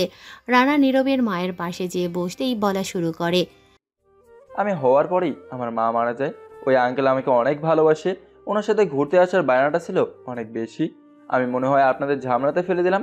যেখানে যাই ঝামেলা নিয়েই যাই, আমার দ্বারা কিচ্ছু হবে না। আরে আরে, এসব কি বলো? তুমি তো আমার ছেলের মতোই, এসব বলতে নেই। আর ঝামেলা কিসের? মীরা আছে তো। মীরা, তুই ছেলেটাকে দেখে শুনে রাখিস। তোর তো কোনো কাজ নেই, খালি রুমে বসে থাকা আর ফোন চাপা। খাবার শেষ করে সবাই। রানা এখন বেশ কিছুটা সুস্থ। মাথার মধ্যে নীরাকে নিয়ে নীরবের বলা কথাগুলো রানার মাথায় ঘুরছে। কে নীরা? কোন নীরা? আমি কোথায়? আর নীরা ওরা কোথায়? কেউ আমাকে খুঁজলো না কেন এতক্ষণ? দেখা যাক কালকে কি হতে পারে। রানা এসব বিড়বিড় করে নিজের মনে বলতে থাকে। তখনই সে শুনতে পায় আলিফ সাহেবের কথা। মিস্টার রহস্যময়কে খুঁজে বের করে জলদি। সে শহরে এসেছে, আর তুমি জানো না ওর লোক অর্ক তোমাকে ফোন করে বলল সে শহরে এসেছে। তুমি কি করছিলা ইশতাক? আমি আমার ভাগ্নের বিয়েতে আছি, তাই অ্যাকশন নিতে পারছি না। এই আলিফ কতটা খারাপ লোক সেটা কেউ জানে না। ওকে খুঁজে বের করো, মেরে ফেলো তাকে। রাখছি, আমার বোনের এসব কিছু জানে না, কেউ শুনলে সমস্যা আছে। আলিফ সাহেব অন্ধকারে দাঁড়িয়ে ফোনে কথা বলছিল। রানার নিজের রুমে আসার পথে কথাগুলো শুনে থেমে গেল। সে এগিয়ে যায় আলিফ সাহেবের দিকে। আলিফ সাহেব ফোন কেটে চলে আসার প্রস্তুতি নিতেই রানা সামনে দাঁড়িয়ে বলে, কোনো রহস্যময় ব্যক্তিকে ধরতে হলে ঠিক তার মতোই রহস্যের গেম খেলতে হয়। না হলে তাকে ধরা ছোঁয়া তো দূরে থাক, কখনো তার অস্তিত্ব অনুভব করতে পারবেন না। রহস্য বলতে কিছু হয় না, সবটাই চোখের সামনে প্রশ্ন দাঁড় করিয়ে রাখা হয়। এটাই হলো মাইন্ড গেম। মা, তুমি সব শুনেছো? তাই ভাবলাম আপনাকে হেল্প করি। আপনাকে দেখে ভালো মানুষ মনে হয়েছে আলিফ আঙ্কেল। তুমি আমার নাম জানো কি করে? আলিফ আঙ্কেল, আপনি একটু আগেই তো আপনার নাম বললেন নিজেই। ও আচ্ছা শোনো, কাউকে কিছু বলে না, তবে টেনশনে আছি। বলুন কিসের টেনশন? যতটুকু পারি হেল্প করব। আমি একজন মন্ত্রী, মানে ছিলাম, কিন্তু আমার জায়গাতে এখন আলফাজ সাহেব মন্ত্রী হয়েছে। জানি। জানো মানে? আলিফ আঙ্কেল, আপনি বেশ ভীতু লোক। দূর থেকে কেবল হুমকি দিতে জানেন। মতনীদের কথা মানুষ পত্র পত্রিকাতেই দেখবে, তাই না? আমিও জানি সেখান থেকে। ও হ্যাঁ, ঠিকই বলেছ। মিস্টার রহস্যময় বলে একজন আছে, সে ছেলে নাকি মেয়ে আমরা তা জানি না, তার জন্য এটা হয়েছে। ওর বাবা হলো আলফাজ, তাকে দিয়ে সে মন্ত্রিত্ব পেয়েছে। এখন আমি কি করব বলো? যেহেতু মিস্টার রহস্যময়কে কেউ চেনে না, তাহলে আপনি কাউকে নিজের জন্য এমন রহস্যময় বানিয়ে দিন যাতে করে সে রহস্যময়ের মতো কাজ করে রহস্যময়ের নাম ভাঙিয়ে কাজ করতে পারে আপনার হয়ে। তাকে দুটো কাজ দেবেন, একটা আসল রহস্যময়কে খুঁজে বের করা, আরেকটা হলো আপনার চেয়ার আপনাকে ফিরিয়ে দেওয়া। তাহলে এতে হবে কি, মানে যখন আপনি ফেক রহস্যময়কে আনবেন তখন আসল রহস্যময় আপনার সামনে এসেই বলবে এগুলো বন্ধ করতে, তখন আপনি সবটাই জানতে পারবেন। ছিপ ফেলবেন টোপ সহ, মাছটাই আপনার হবে। আসি। রানা কথাগুলো বলে সেখান থেকে চলে যায়। আলিফ সাহেব হাঁ হয়ে রানার চলে যাওয়া দেখতে থাকে। রানার কথাগুলো ভাবতে থাকে তিনি। এমনটা ওর লোক, এমনকি ইস্তাকও কখনো বলেনি। রানার কথা শুনে মনে হচ্ছে আলিফের কতটা আপন। মাত্র কয়েক ঘন্টার পরিচয়, অথচ রানাকে কেউ ঠিকভাবে চেনে না, কিন্তু রানা যেন সবাইকে আপন করে সবার মনে জায়গা করে নিচ্ছে। ব্যাপারটা বেশ ইন্টারেস্টিং। রানা এগিয়ে যায় নিজের রুমের দিকে। নীরব ফোনে তার বন্ধুদের সাথে কথা বলছে। ভাই পরশু নীরাকে দেখতে যাচ্ছি, মানে বিয়ের কথা পাকা করতে যাচ্ছি। বিয়ের শাড়ি হিসেবে কোনটা দেব? লাল তো সবাই দেয়, আমি ভাবছি অন্য রঙের দেব, আর সেটা যেন নীরার পছন্দ হয়, সারপ্রাইজ হিসাবে দেব। তাহলে নীরার থেকে জেনে নেই তার কী রং পছন্দ। তাহলে কি সারপ্রাইজ থাকবে একটু বল, তোদের পছন্দ কেমন হতে পারে? না পারলে থাক, সেই কখন থেকে তোদেরকে বলছি। রাখছি। নীরব ফোন কেটে দেয়। রানা ততক্ষণে ওর পাশে এসে দাঁড়িয়েছে।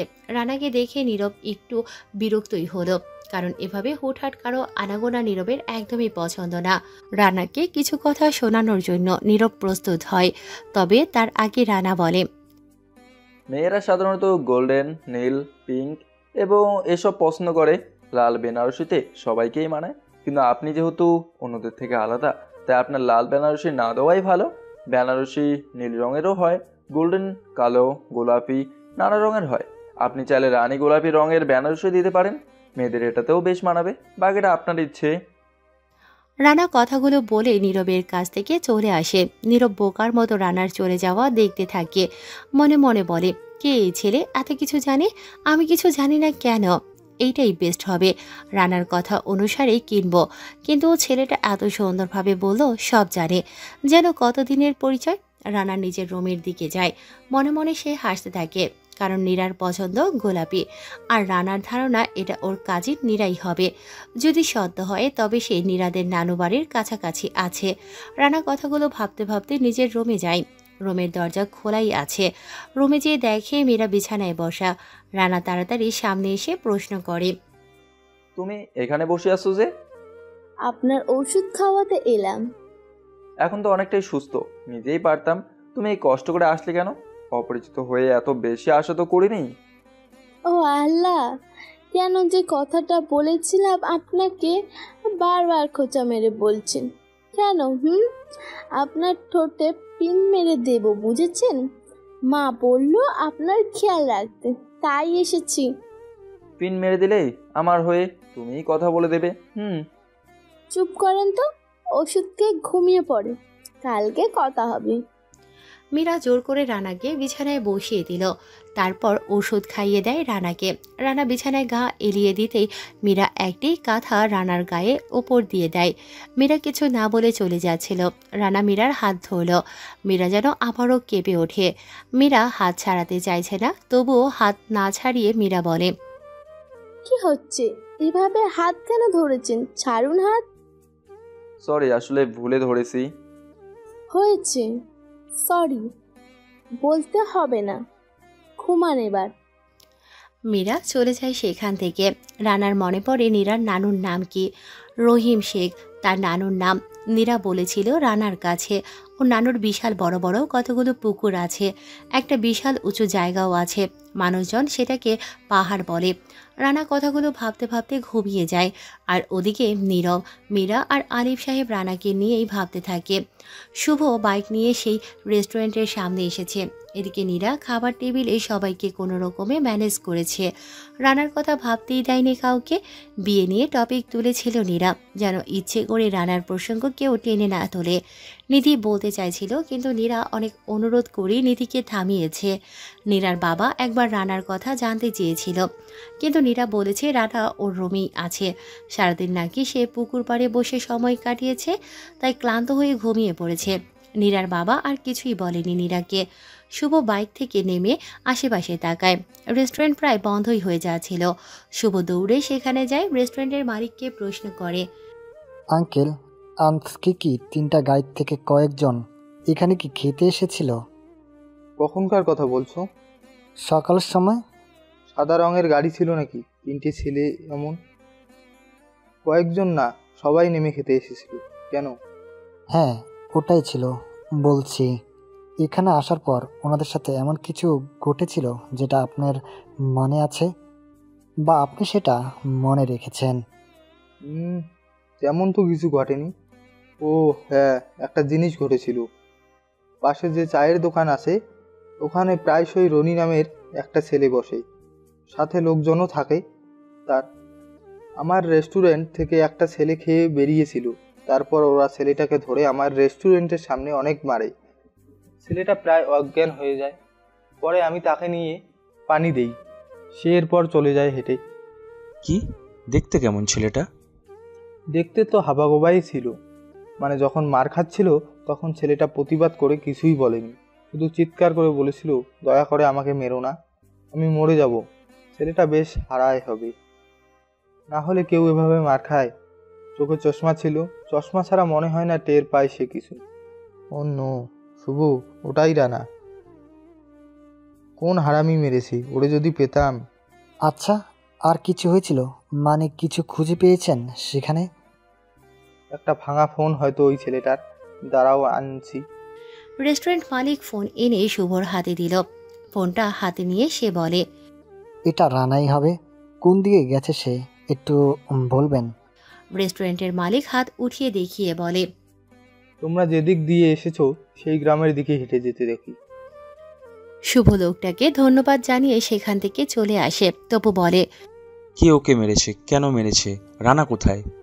রানা গ্রামে আছে, কিন্তু কোথায় সেটাই আমাদেরকে খুঁজে বের করতে হবে। রানাকে আমাদের চাই, তারপর শোনা যাবে কে তাকে মেরেছে। শুভ আর কিছু বলল না। বাইক স্টার্ট করে সে ওখান থেকে গ্রামের উদ্দেশ্যে চলে আসে। কতগুলো প্রশ্ন এখন চলে এসেছে। আসল রহস্যময় কে? তিশা তার গেমে আবারও কি ফেসে যাবে? তিশা কি রানাকে ভালোবাসবে, নাকি রানা তিশার যোগ্য হয়নি? এমন অনেক রহস্য আছে যা জানতে হলে সাথে থাকতে হবে আপনাদের। সকালের আলো চিকচিক করছে নির্মল পরিবেশে। সকালের আলো এসে আলোকিত করেছে নীরাদের নানুর বাড়ির সমস্ত ফাঁকা জায়গা। শিউলি গাছের তলা, শান বাঁধানো পুকুর পাড়ের আমেজ এসে ভিড় জমিয়েছে। আলোকিত নীরাদের বাড়ি, আলোকিত নীরবের বাড়ির প্রাঙ্গণ, সবাই বেশ আনন্দিত। কালকে নীরবেরা যাবে নীরাদের বাসায়। নীরাকে বিয়ের জন্য পুরো পাকাপাকি কথা সেরে আসবে। নীরব রানার প্রতি বেশ সন্তুষ্ট। শুধু নীরব নয়, রানার প্রতি সন্তুষ্ট আলিফ সাহেবও। কারণ রানার বলা কথাটা ভেবে আলিফ অনেকটাই এগিয়েছে। যথাসময়ে রানার কথা অনুসারে কাজ করবেন তিনি। আলিফ সাহেব বিছানা থেকে উঠলেন, উদ্দেশ্য রানার সাথে দেখা করা। রানার কথা ঘুম ভাঙার পর থেকেই ভাবছেন তিনি। নীরব বিছানা ছেড়ে উঠলেন। নীরার কথা মনে পড়তেই রাতে রানার বলা কথাটা নীরবের মনে পড়ে। গোলাপি রঙের বেনারসি শাড়ির কথাও মনে পড়ে তার। নীরব রানার সাথে দেখা করার কথা ভাবল। আরও কিছু জানতে চায় সে। মেয়েদের ব্যাপারে রানা যেন অনেক কিছুই জানে। আলিফ সাহেবও যেন আরও কিছু জানার জন্য রুম থেকে বের হয়। মীরা বিছানা ছেড়ে উঠেছে অনেকটা সময় আগে। সারা রাত ঘুমোয়নি সে। প্রায় ভোর রাতে একটুখানি ঘুম এসেছে তার। সারাটা রাত শুধু রানাকে নিয়ে ভাবনাতেই ব্যস্ত ছিল ও। এই প্রথম কোনো ছেলে মীরার এত কাছে এসেছে, মীরাকে স্পর্শ করেছে। মীরা কালো, কিন্তু সেও স্বপ্ন দেখত কেউ যেন তাকে আপন করে নিক। রানার মধ্যে যেন সে এটাই খুঁজে পেয়েছে। রানাকে দেখার আকুলতা যেন মীরাকে প্রচণ্ড রকম ভাবাচ্ছে। মীরা রুমের দরজা খুলে বেশ দ্রুত হেঁটে রানার রুমের দিকে এগিয়ে আসতে থাকে। আলিফ সাহেবের সাথে নীরবের দেখা হয় সিঁড়িতে। করিডোর বেয়ে হেঁটে যাচ্ছে মীরা। নীরব মীরা আর আলিফ সাহেবকে এত ভোরে উঠতে দেখে একটু অবাক হয়। মূলত সবাই সবাইকে দেখে অবাক হয়েছে। আলিফ সাহেব নীরবকে প্রশ্ন করে, কোথায় যাচ্ছিস? রানার সাথে একটু দেখা করতে হবে। মীরা, কোথায় যাচ্ছিস? মানে আসলে আম্মু না বলেছিল রানাকে দেখে রাখতে, তাই একটু চেক করতে যাচ্ছিলাম। তোমরা কোথায় যাচ্ছ? আমিও রানার সাথে দেখা করতে যাচ্ছি। চলো তাহলে সবাই। ওরা তিনজন একসাথে হেঁটে রানার রুমের সামনে আসে। রানার রুমের দরজা আধ খোলা। মীরা দরজা ঠেলে ভিতরে প্রবেশ করে। রানার বিছানার দিকে তাকালো সবাই। রানা নেই সেখানে। নীরব প্রশ্ন করে, ছেলেটা আবার কোথায় গেল? ওয়াশরুমে হয়তো। ওয়াশরুমের দরজা খোলাই আছে। তাহলে রানা কোথায়? রানা নাই, চলে গিয়েছে। কিন্তু নীরব আর আলিফ সাহেব রুম থেকে বের হয়ে যায়। মীরা গুটি গুটি পায়ে এগিয়ে যায় রানার বিছানার কাছে। রানা যেখানে শুয়ে থাকতো সেখানে যেয়ে বসে ও। বালিশে হাত দিয়ে স্পর্শ করে। ওর হাতে থাকা লাল চুড়িগুলো ঝনঝন করে বাজতে থাকে। চোখের কোণ দুটো যেন ঝাপসা হতে শুরু করেছে।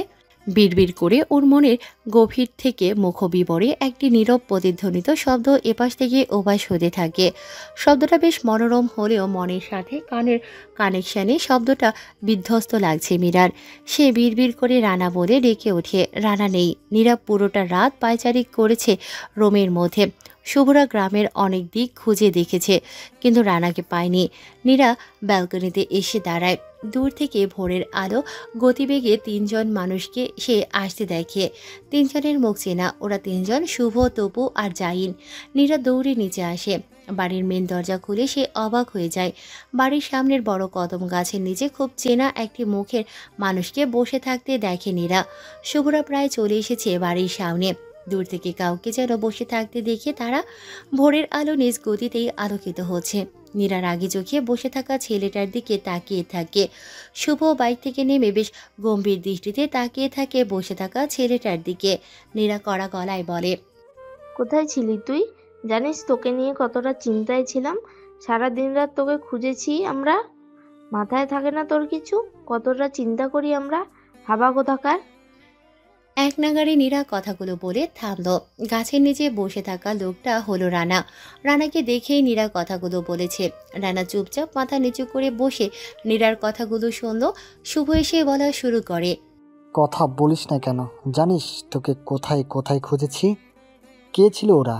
কেন মারছিল তোকে? আর পুরো একদিন কোথায় ছিলি বল আমাকে। আমাকে বাড়িতে নিয়ে চল, ঘুমাবো। ওকে রুমে নিয়ে চল। রানাকে ওরা ধরে বাড়ির মধ্যে নিয়ে আসে। রানা বাড়ির ভিতরে এসে অবাক হয়ে যায়। বেশ বড়সড় একটি ফুল বাগান। গ্রামের বাড়ি এত সুন্দর হবে রানা তা ধারণা করেনি। গোলাপের বাগান দেখে রানা থামল। নীরা বলে, কি হয়েছে? চল। আমার রুমটা কোন দিকে বলে যা। উপর উঠে ডান পাশে 3 নম্বর রুম। আচ্ছা তোরা যা, আমি আসছি। আর নীরা শোন। বল। তিশার রুম কোন দিকে? তোর রুমের পাশেই। রানা ফুল বাগানের কাছে যায়। অনেকগুলো গোলাপ ছেড়ে সে একগুচ্ছ গোলাপ হাতে নিয়ে সে তিশার রুমের সামনে এসে দাঁড়ায়। রানা তিশার রুমের দরজায় কয়েকবার টোকা দিয়ে ফুলগুলো দরজার সামনে রাখলো। আরও একবার টোকা দিয়ে সে দৌড়ে আড়ালে যেয়ে দাঁড়ালো। জিসানের বেশ অস্থিরতা কাজ করছে। এখানে এসে রাতেই সে সিগারেট জ্বালানোর জন্য লাইটার ফুরিয়ে গেছে। ভোরেই ওর ঘুম ভেঙে যায়, কিন্তু ঠিকমতো ঘুমোতে পারেনি। আর ঘুম ভাঙার পর বেশ কিছু সময় ধরে সিগারেট খাওয়ার জন্য সে নিষ্পিস করছিল। জিসান রুম থেকে বের হয় রান্নাঘরে যাওয়ার জন্য। সে বের হয়ে তিশার রুমের সামনে আসে। তিশার রুমের সামনে দরজায় কতগুলো তাজা গোলাপ দেখে জিসান একটু দাঁড়ালো। ফুলগুলোর দিকে কিছু সময় তাকিয়ে থেকে পাত্তা না দিয়ে সে রান্নাঘরের দিকে পা বাড়ালো। কিন্তু তখনই তিশার দরজা খোলার শব্দ শোনা যায়। তিশার দরজা খুলে বিরক্তি নিয়ে কাউকে কিছু বলতে যাবে, তার আগে দেখে জিসান হেঁটে যাচ্ছে। তিশা জোরে ডাক দেয়, আয় ছেলে, দাঁড়াও এখানে। জিসান থেমে যায়। তিশা এগিয়ে যাওয়ার জন্য পা বাড়ালো, কিন্তু ওর পাটা উঁচু নরম কিছুর ওপর যেয়ে পড়ে। তিশা নিচের দিকে তাকায়। বেশ অনেকগুলো তাজা শিশির ভেজা লাল গোলাপ রাখা। তিশা তাড়াতাড়ি গোলাপগুলো হাতে তুলে নিল। অবাক হয়ে কিছু সময় জিসান আর ফুলগুলোর দিকে তাকায়। এগিয়ে যায় জিসানের দিকে। আহ্লাদী কণ্ঠে জিসানকে বলে, কি ভাবছো? দরজায় টোকা দিয়ে ফুল রেখে চলে যাবা? ভাবছো আমি দরজা খুলবো না? বুকা, তুমি বুঝলা? এত সকালে রোমান্টিকতা কোথায় থেকে আসে তোমার? আমি মানে ধরা পড়ে এখন লজ্জা পেতে হবে না, চোখ বন্ধ করো। কেন? জানো তো জিসান, ছোটর থেকে ঠিক এমন খেয়াল রাখা, ভালোবাসা, ছোট ছোট খুঁটিনাটি দিক নোটিস করার ছেলেটাকে চেয়েছি, যেটা তুমি। আমার কাঁচা ঘুম ভাঙিয়ে আমাকে চমকে দিয়েছো তুমি। তোমাকে অনেক ভালোবাসি জিশান। এটা কোনো মজা নয়, আমি মন থেকে তোমাকে ভালোবাসি। আমিও তোমাকে ভালোবাসি, এজন্য খুব ভোরে উঠে তোমার জন্য ফুল এনে রেখেছি। একটু রাগাতে চেয়েছিলাম, তাই দরজায় টোকা দিয়ে চলে যাচ্ছিলাম। জানি তো, তুমি ছাড়া আমার জন্য এমন পাগলামি কেউ করবে না। তিশা কথাটা বলে দৌড়ে জড়িয়ে ধরে জিসানকে। জিসান তিশাকে জড়িয়ে নিয়ে হাতের মধ্যে লুকিয়ে রাখা সিগারেটের দিকে তাকিয়ে মনে মনে বলে, সিগারেট তুমি মহান, তোর জন্য তিশা আমাকে ভালোবাসা দিচ্ছে। আহা, আর কি লাগে। তিশাকে ব্যবহার করার সময় হয়ে গেছে, এবার শুধু এক হওয়ার পালা। বিয়ের আগেই তাকে সব সেরে ফেলতে হবে, আমার হবেই। তিশা জিসানকে ছেড়ে দেয়, দৌড়ে রুমের মধ্যে চলে যায় সে। জিসান সিগারেট হাতে নিয়ে হাসতে হাসতে চলে আসলো সেখান থেকে। আড়ালেই রানা দাঁড়ানো, সে বোকার মতো চেয়ে থাকে কিছুক্ষণ। তিশাকে ও মন থেকে ভালোবাসে, কিন্তু তিশা তাকে নয়, জিসানকে ভালোবাসে। মানুষের এক অদ্ভুত নিয়মের মধ্যে নিজেকে আবদ্ধ রাখে। যাকে সে নিজের চায় কিন্তু তাকে পাওয়া হয় না, আবার যাকে সে চায় না সেই কাছে আসতে থাকে। বিশেষ করে মানুষ একজনকে খুব ভালোবাসবে কিন্তু সে পাত্তা দেবে না, অথচ তাকে যে অন্য কেউ অনেক বেশি ভালোবাসে সেটা কখনো মানুষ বুঝবে না। পৃথিবীর সব কিছুই বিপরীত দিকে জিনিসের প্রতি টান দেখায়, একমাত্র চুম্বকের উল্টো পাশ ছাড়া সবাই অহেতুক দিকটাই বেশি প্রাধান্য দিয়ে থাকে। রানা তিশার রুমের সামনে আসলো, দরজায় টোকা দিতে যেও থেমে যায়, হাতে ব্যথা অনুভব করে। ডান হাতের আঙ্গুলের দিকে তাকায়, ফুল ছেঁড়ার জন্য ওর হাতে কাটা লেগে কেটে গিয়েছে বেশ কিছুটা। রানা এতক্ষণ কিছুই বুঝতে পারেনি, তবে মনের সাথে যখন ভালোবাসা বেদনার যন্ত্রণা অনুভব হতেই সে বুঝে যায় হাতের যন্ত্রণা। রানা সেখান থেকে নিচের রুমে চলে আসে। সুমন, আয়ান আর সাইফ গ্রামে আসার প্রস্তুতি নিচ্ছে। সবার মনে তিশার প্রতি আলাদা ভালোবাসা আছে। সাইফ ভেবে রেখেছে সবার সাথে মিলে তিশাকে ক্ষতি করার প্ল্যান করবে, কিন্তু সেই সময়ে ও তিশাকে বাঁচাবে আর তিশার কাছে তখন হিরো হয়ে যাবে। এতে করে তিশা তাকে খুব করে ভালোবাসবে। সেম ভাবনা বাকি দুজনও ভেবে রেখেছে। সবাই একইভাবে তিশাকে আরও ইমপ্রেস করে ভালোবাসা দেখাবে। তিশার মধ্যে এখন জিসানের প্রতি ভালোবাসা আছে, সে জিসানকে রেখে বাকিদের সাথে ফ্লাইট করবে। রানার থেকে দূরে দূরে থাকবে সে। রানা সবার মতো করে ভালোবাসে না, তাই রানার ভালোবাসা তিশা বুঝতেই পারছে না। বাড়ির ড্রয়িং রুমে বসে আছে সবাই। নীরার মা নীরার কাছে আসে, আস্তে গলায় বলে, আমার রানা কোথায় রে? সে নিজের রুমে আছে, যে দেখে আসো। বাড়ির প্রত্যেকে বসে আছে। নীরার নানা বলে, কালকে নীরাকে ওরা দেখতে আসবে, যদিও আগে থেকে আমি সব কিছু পাকাপাকি করে রেখেছি। শুধু নীরাকে তারা কমার্শিয়ালভাবে দেখতে আসবে। সবাই আজকের মধ্যে দেখতে আসা অনুষ্ঠানের কাজগুলো সেরে ফেলবে। আমার একটা কথা আছে। কি কথা বলো? এখানে তো সবাই উপস্থিত, নীরা তো আমাদের বাগ্নি, তাকে অনেক ভালোবাসি, বন্ধু হয়ে গিয়েছি আমি আর নাইট সাহেব। মানে নীরার সাথে আসা ওর বোনের মতো বান্ধবী তিশার বাবার একটা আর্জি আছে। বল, এতে অনুমতির কি আছে? আসলে নীরা আর তিশা ছোট থেকেই একসাথে বড় হয়েছে, কাছের বান্ধবী ওরা। আমি চেয়েছিলাম নীরা আর তিশার বিয়ে একসাথে দিব। এটা তো অনেক ভালো প্রস্তাব। ছেলেকে ডাকো, এখানে নীরার সাথে তিশার বিয়ে দিয়ে দেই, তাহলে সমস্যাটা থাকবে না। একসাথে দুটো বিয়ের মজা 2 সপ্তাহ ধরে করব। ছেলে তো এখানেই আছে। ছেলে এখানে আছে মানে কে সে? এই যে জিসান, আমার সবচাইতে পছন্দের একটা ছেলেও। আমি সিদ্ধান্ত নিয়েছিলাম জিসানের সাথে তিশার বিয়ে দিব। মানে আমাদের জিসান? ভালো ছেলে জিসান। ওকে, তাহলে ওর বাবা সারাত তো আজকেই আসবে, তাহলে ওনার সামনে কথা বলে নীরা ও তিশার বিয়ের তারিখ ঠিক করা যাবে। সবাই চুপচাপ বড়দের আলাপ শুনছিল। তিশা প্রথমে নিজের বিয়ের কথা শুনে ভয় পায়, কিন্তু পরে যখন জিসানের নাম বলে তখন মনে মনে খুশিতে যেন নাচতে থাকে।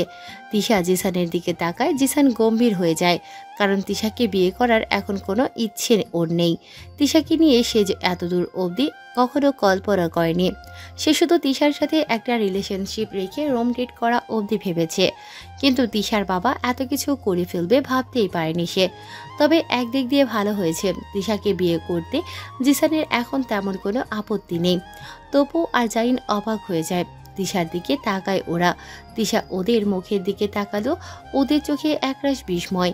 তিশা ইশারায় তপুকে জানালো, আমি এ বিয়ে করতে চাই না। জাইনকেও জানালো বিয়েটা আটকাও। সবাই তিশার এমন ইশারা পেয়ে খুশি, কারণ এমনিতে ছেলেগুলো ওর জন্য পাগল। তার উপর তিশা ওদেরকে ভরসা করছে। নীরা তিশার পাশে এসে দাঁড়ালো, গম্ভীর হয়ে বলে, কি ব্যাপার, তোকে জিশান ভাইয়ের সাথে বিয়ে দিচ্ছে, তুই রাজি হলি কেন? কি আজব, রাজি কেন হব না? তাকে তো আমি ভালোবাসি। ভালোবাসিস মানে? ফাজলামো করিস? রান্না তোকে কতটা ভালোবাসে তা আন্দাজ করছিস কখনো? প্রয়োজন মনে করিনি। আর ওই লুজারকে কে ভালোবাসবে?